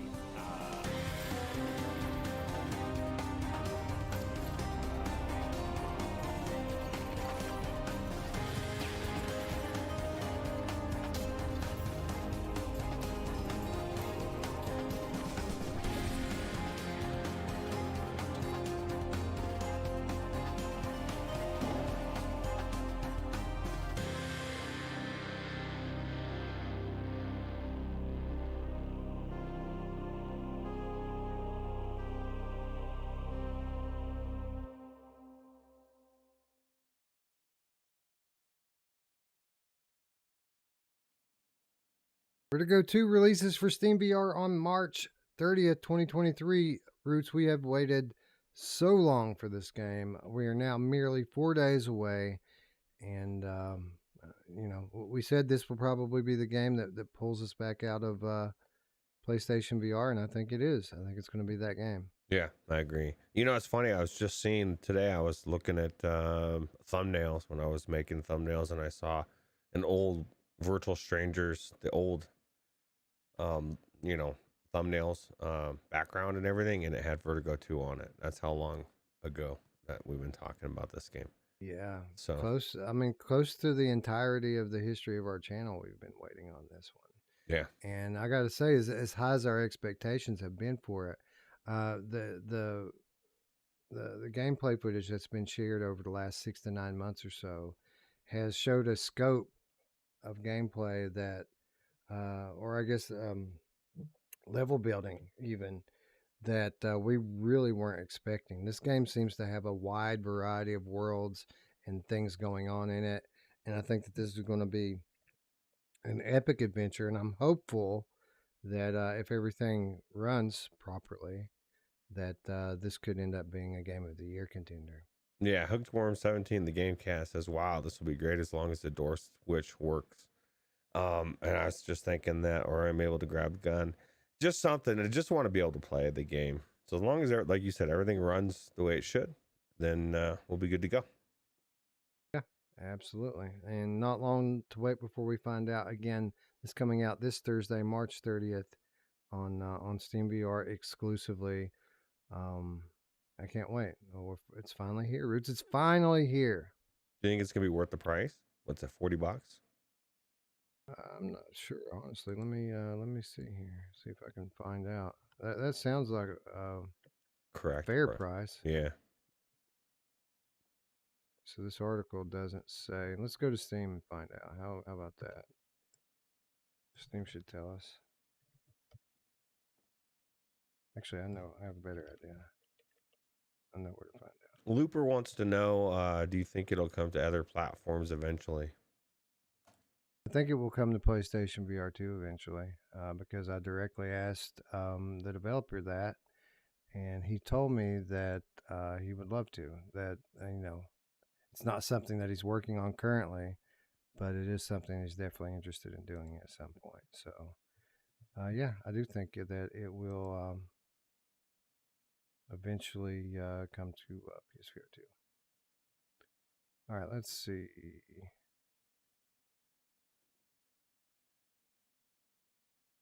Okay. All right, so I don't know what the cost of this game is going to be, but I do need to talk to you about a few things after we get off the air. I would guess $40. That'd be my guess. I'm going to go to Steam just to see if it's on there. Because like you said, it's fair price. This game, I mean, is going to be on the level, or looks like it's going to be on the level of not many other games out there besides Half-Life Alyx. Basically, what I expect for this game is that hold on. I don't know. I can't see. I don't think it's on Steam, but I wouldn't know for sure. Let me if see. you know what I'm saying. Yeah, I wouldn't know for sure. Let me check real quick.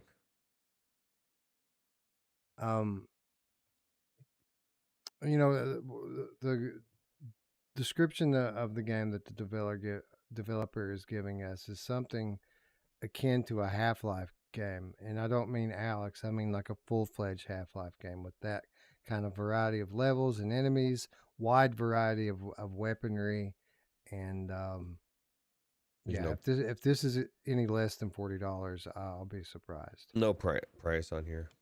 So okay, well, we'll find out soon enough, and yeah, again, I think this is going to be a $40 game easily. I wouldn't be shocked if it costs even more. Yeah. But we'll see. We'll see in a couple days. Anyway, that's not all that's out this week that we're looking forward to. There's other cool stuff coming as well. Peggy 16.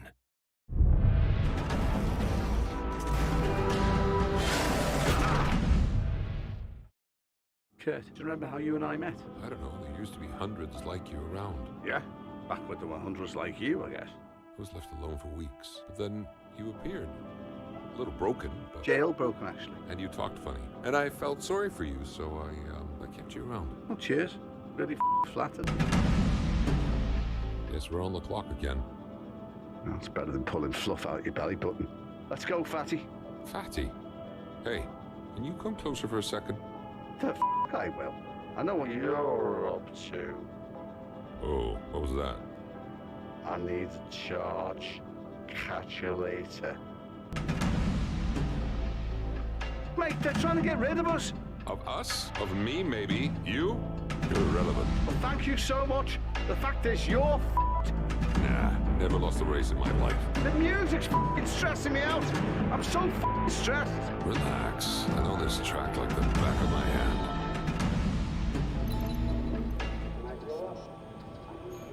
World's greatest troll. What an asshole.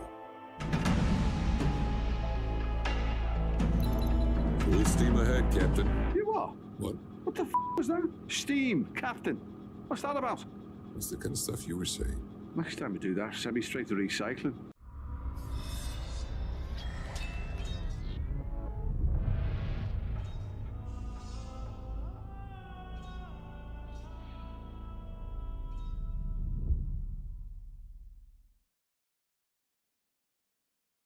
The Last Worker Roots is dropping this Thursday, March 30th as well. And much like the Vertigo 2 before it, another game that we have been waiting on forever. And one of the games that we covered in the early days of our program here. So excited to finally get my hands on this one as well. Yeah, finally. Excited to see the end of evil capitalism.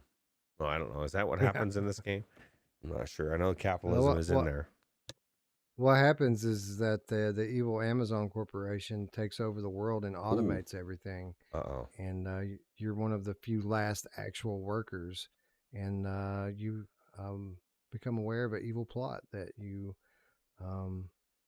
have to deal with. And apparently, from what I understand, there are multiple ways you can go about it and multiple endings. So, oh wow, Yeah, I think this is going to be a great narrative-driven game. I have high expectations for it based on what um, people who have played this game, the accolades that it's received. This game's been out flat for a while, and people tend to rave about it. It's got a cast of world-class all-star voice actors, and they've been working on polishing the VR version of this for quite some time. So I'm looking forward to checking it out when it drops this Thursday. Let's see. I think on all major platforms. Let me just verify that, but I think that this one's coming. I know it's coming to PlayStation VR 2. I think it's coming to Quest and Steam as well. All right, Last Worker arrives on March 30th for MetaQuest, PSVR 2, and PCVR. $20 for this one. I thought you were going to say 60 for this one. This one I would not expect to be $60. It actually sounds about right. $20. $20 games are a rarity these days, especially ones that are fully polished out like this. So, yeah, this could be a sleeper for Game of the Month when we finally pick that thing back up. Yep, absolutely. Anyway, let's see. Well, we got Vertigo 2 releases for Steam VR on March 30th. We got Last Worker also March 30th. Let's talk about some stuff that dropped just this past week, Roots, because we weren't around last week. I don't know if you noticed, but we weren't here last week.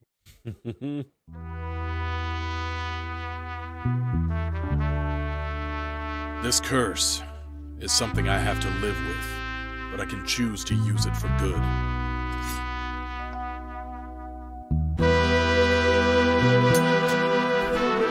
I thought you were a goner, but then I realized you can't really die.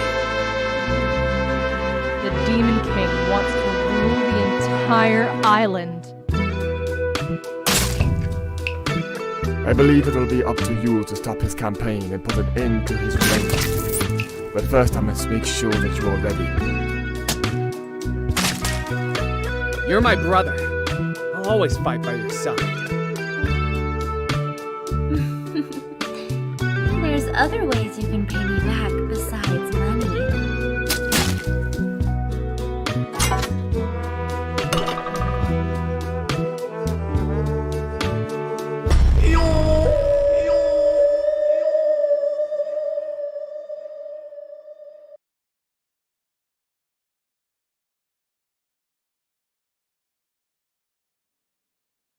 Samurai Slaughterhouse VR sword fighting is out now on Oculus App Lab. Here's another game that's been highly anticipated for quite some time, Roots. This game coming to all major VR platforms, but apparently coming first to MetaQuest, which you can have today for the low price of $30. Roots, this looks like my kind of weird. I don't know how much attention you paid to that trailer, but there were trunks trying to eat you, headless torsos flopping around, and just all sorts of blood with an art style that looks very reminiscent of Lies Beneath.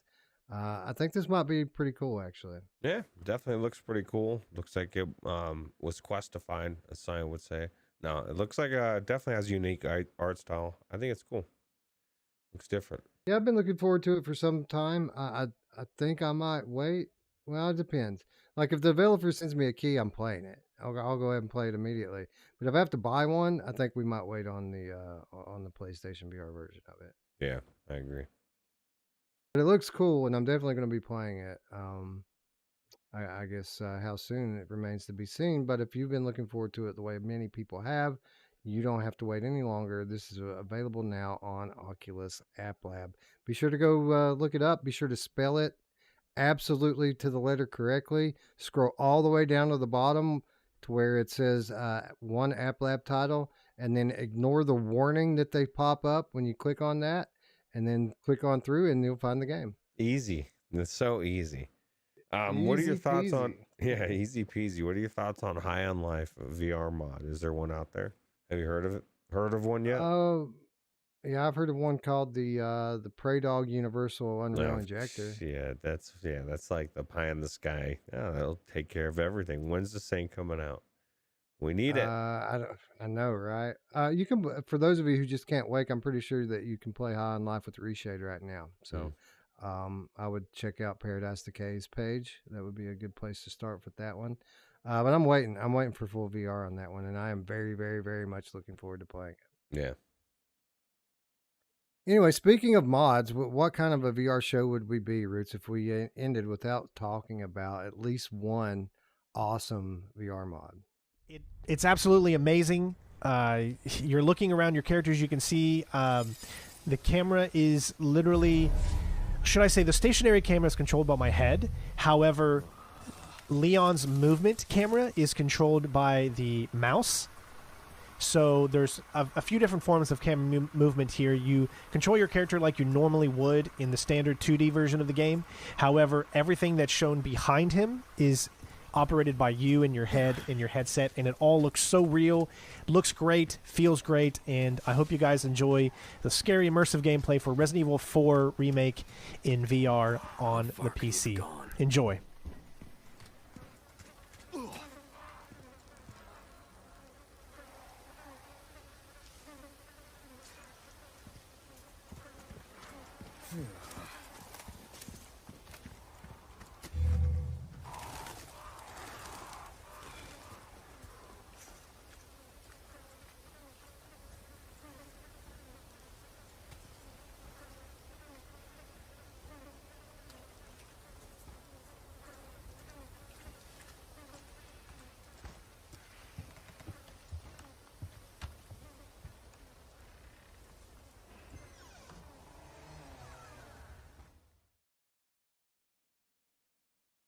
So available now, fully playable in PCVR, third person PCVR, Resident Evil 4 Remake, which just launched last week, Roots. And you know, we got the chainsaw demo. It was one of the things we talked about on the last episode that we did.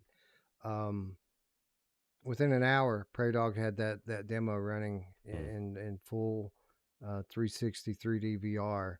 So we anticipated that it might not be very long before we had full support for the full release, and we were right. Apparently, Prey Dog went, working double time, staying up, having some late nights to get the thing polished up and ready for release.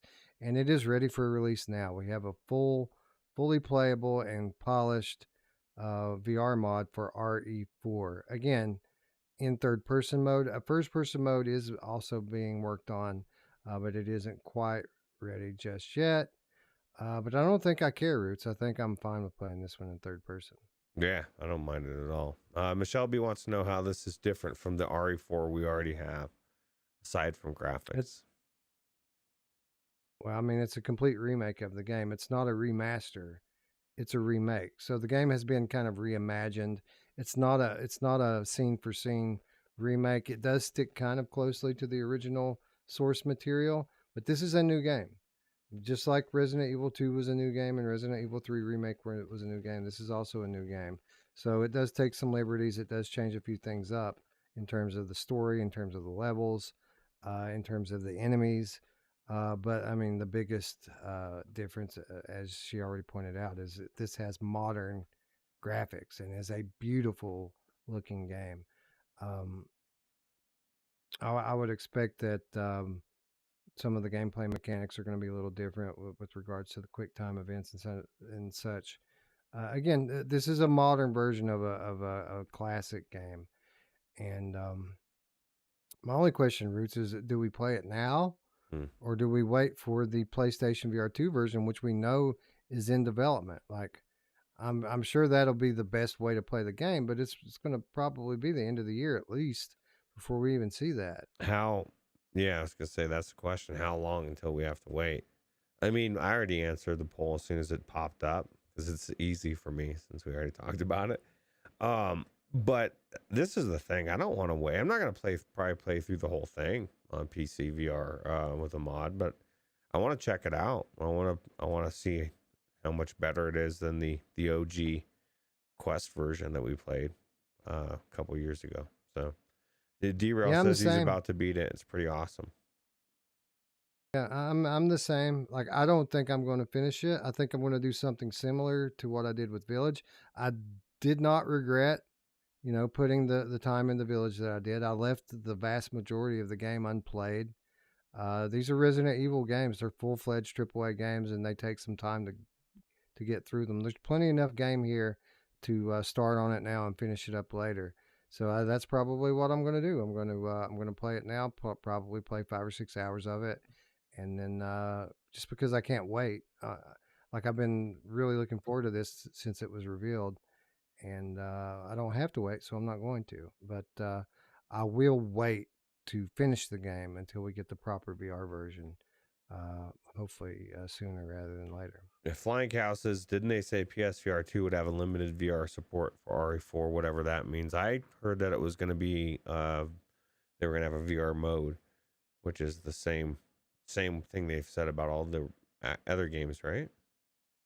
Yeah, well, we haven't got a detailed explanation of what the VR support is going to be for Resident Evil 4. At first, people were worried that it might be limited because the first reveal said that PSVR 2 content was in development. But since then, they've come out and made a more recent statement that said that the development of RE4VR mode has begun. And for those of you who don't know, VR mode is what Capcom has always used to refer to the VR versions of their games. So Resident Evil 7 VR was called VR mode. Resident Evil Village VR is also called VR mode.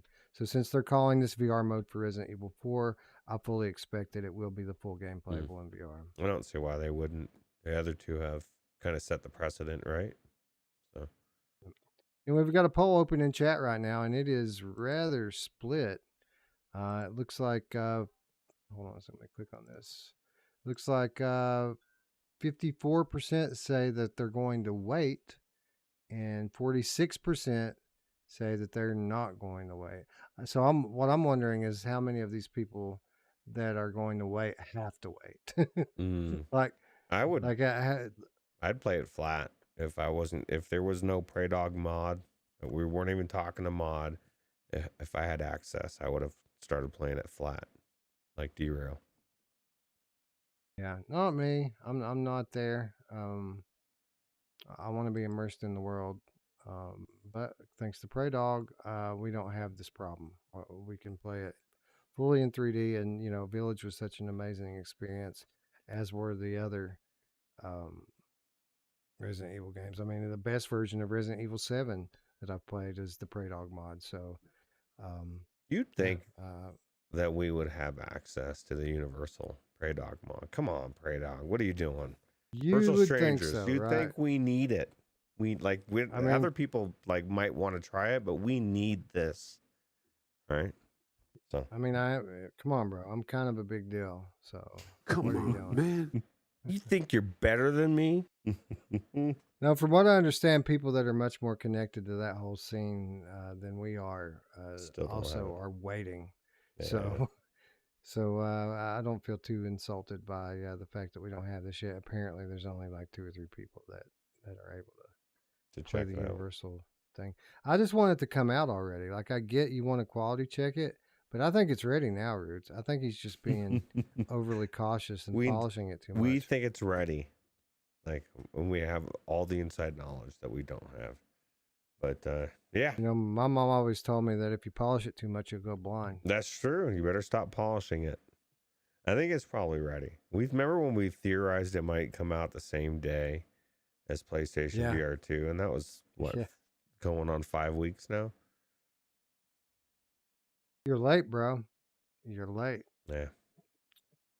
Anyway, people are starting to sway back over to PCVR with all these cool new releases that are coming out. What a perfect time for Prey Dog to put the cherry on top, right? Yeah, absolutely.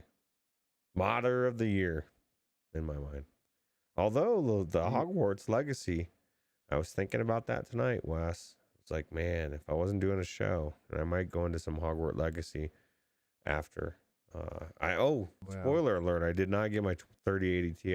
It was supposed to be delivered Friday, and then Friday came, and then it was like they suddenly couldn't find the package or something. I don't know. It was like, oh, we'll let you know when the delivery date's.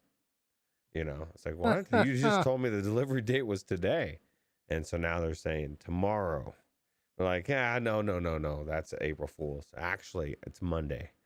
So Monday, tomorrow, I should get my video card. And I've been thinking about, I've thought a couple times of hooking up my PlayStation VR 2 to the 2080 video link or whatever, the direct link. And then I realized I don't give a shit about playing a game on a screen in there. I already know what it's going to do. So what's the point? I don't know.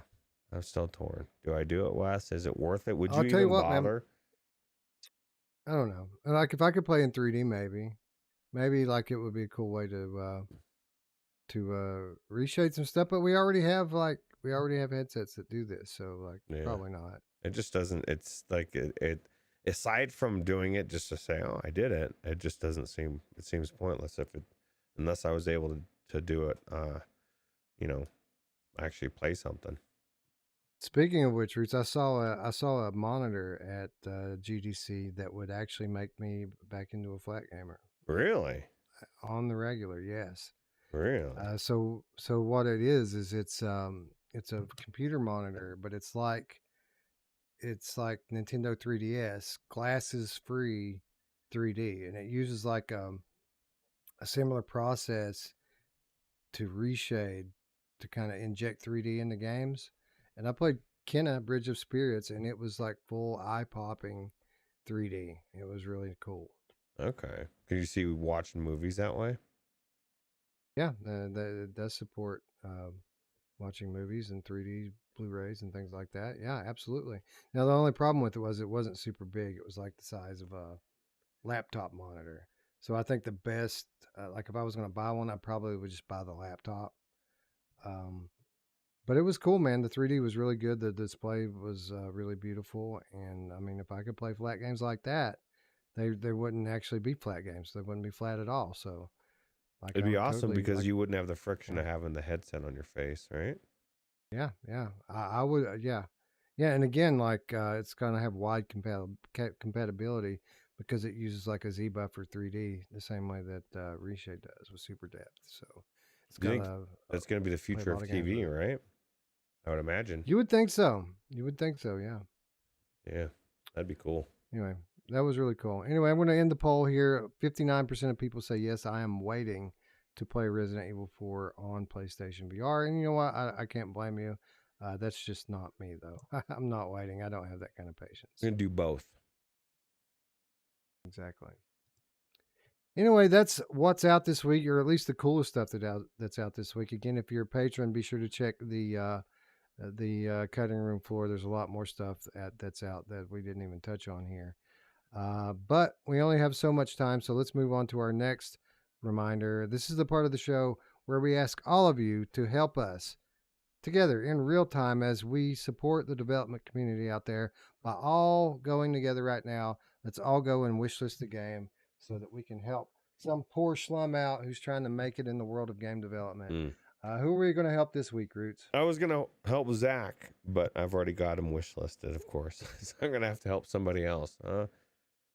Let's see. You know who could help? Who could use the help, Roots? You know who I think could use the help? Blockbuster VR. I think Blockbuster VR is going to be my wish list this week. Is that on SideQuest? I think it's on Proper Quest Store. Okay. I got to go to the Quest. I'm about to find out.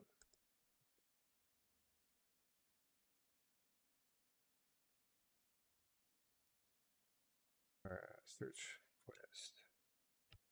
Blockbuster VR. Boom. Does video what? No, don't. I traveled to Blockbuster VR and VR. That's BAM from November 2022. That's not what I'm looking for. Blockbuster. I found it. Is it on the Quest the store? wish list? It is. Okay. I have to log in. Why am I logged out? Screw you, Meta. I got a 30% off. I'm going to add this to my wish list. I got a 30%. Yeah, it wants me to log in as well with a Meta account. I'm already logged in. You know, I met one of, you know who I met this week? I met lots of people, but I thought about you when I met Zimtalk. Oh, yeah? A couple times this week, actually. Yeah, he walked up and said hello to me. I thought it was super cool. Nice. Zim's awesome. Shout out to Zim. Thanks for being such a cool dude. Yeah. He's definitely he's my favorite on this show. My personal favorite. I love everybody else loves Nathy, but Yeah. Yeah, I like Zim. He's a cool dude. I like Mike Anyway, too. I wishlisted Blockbuster. Be sure to let us know what you wishlisted in the comments down below. And for those of you who participated, thank you. Thank you very much. Again, a big deal for these developers when people go and wishlist their games. It really helps raise their profile on the store. Ryan Brandon says he bought Resident Evil 4 on the Quest and he wishlisted Breachers and Vertigo 2. Well, enjoy Resident Evil 4. Breachers? It's an amazing game. Come on, man. Who wants to play Breachers when you can play Blockbuster? Come on, man. You thinking, man? It's totally bringing the whole vibe down, Ryan. And that, of course, brings us... Yeah, it does. Looks awesome. I was just joking. It looks way better than Blockbuster. But it's a different game. Anyways, that brings us to our final set of reminders this week and every week, and that is how you can support us, our channel, and our community. Of course, if you haven't already, please consider subscribing. Click the big red button, ring the bell. You guys have been doing awesome at this lately, helping spread the word with your friends. I think we may be even getting some help from YouTube because we're growing at a pace that we haven't grown at since the very beginning. So I want to thank you to everyone who has subscribed or shared with your friends. And yeah, if you haven't yet, please consider doing so. It really is the most important thing that you can do to help us continue to grow here and bringing you the content that you all love. We love you, YouTube. We love you. Yeah, we love you, YouTube. We would never go to Rumble Roots. Yes, we would never do never happen. Maybe you're already subscribed. Maybe you want to do a little something extra. Well, you can do so by supporting us on Patreon, where for as little as $3 per month, you can gain access to our weekly show notes, to insider updates, to exclusive content, all for less than $1 per week. And you also get the peace of mind of knowing that you did your part to help us to grow. You get to go to bed at night, Roots. You can lay your head down knowing that you did a good thing supporting us here at Virtual Strangers. Yeah, you helped Roots get his PlayStation VR 2. You helped Wes. Not only did he help you get to GDC, but he helped everybody else that was at GDC get to experience the Wes. And that's like something everybody needs to experience, right? Yeah, people, you say that now, like people like Eric and Skeever are like, quit donating. That's funny. We don't want to see this guy every time. Come on, guys. Gosh. No, I'm just joking. Those guys are awesome. Yeah, thank you guys. Like Roots said, recently we were able to use show funds to get Roots a PlayStation VR 2. You were also able to help me with my travel expenses to San Francisco, neither of which would have been possible without your support. So thank you all. And I've been trying to repay it, Roots. We gave them my first play of Switchback VR. We just uploaded on there a couple of weeks ago. I've got some cool stuff from GDC. I'm going to be sharing with them, I think, too, just to give them a little something extra as well. Some of the things that came home with me in my bag, I think I might take snapshots of and put up on there. But regardless of any of that, the show notes are where the value's at, because it's like a weekly newsletter of all the cool shit that happens in VR gaming. And it's so much more than what we end up talking about on the show, like exponentially more. Basically, everything that I find interesting from all of the news sources that I source, I put into the cutting room floor. And this week especially was jam-packed. So thank you to everyone who supports us on Patreon. Thank you to everyone who donates on YouTube and through PayPal. We appreciate it. You all are awesome. But if you don't have any money and you still want to participate in the community, you can do so by joining us on Discord. There's an invitation link down below. Our Discord is 100% free, and our people there are awesome. Do you want to talk about VR? Do you want friends to play VR with? Or do you want to talk about flat games or just anything, really? Almost anything. You can do so. We are lurking there 24/7, 365. Join us on the Virtual Strangers Discord. We'll leave the light on for you. Yeah, just wipe your feet. Somebody just mopped, you know. Gotta keep it clean in here. So, Yeah, it's tough, man. It's tough to keep it clean. that's right. Anyway, I think that's our show for this week, friends. And with that said, I'd like to thank you all once again for watching for Roots. I'm Wes. We'll see you on Wednesday, or maybe even before then. Bye now. Stay easy.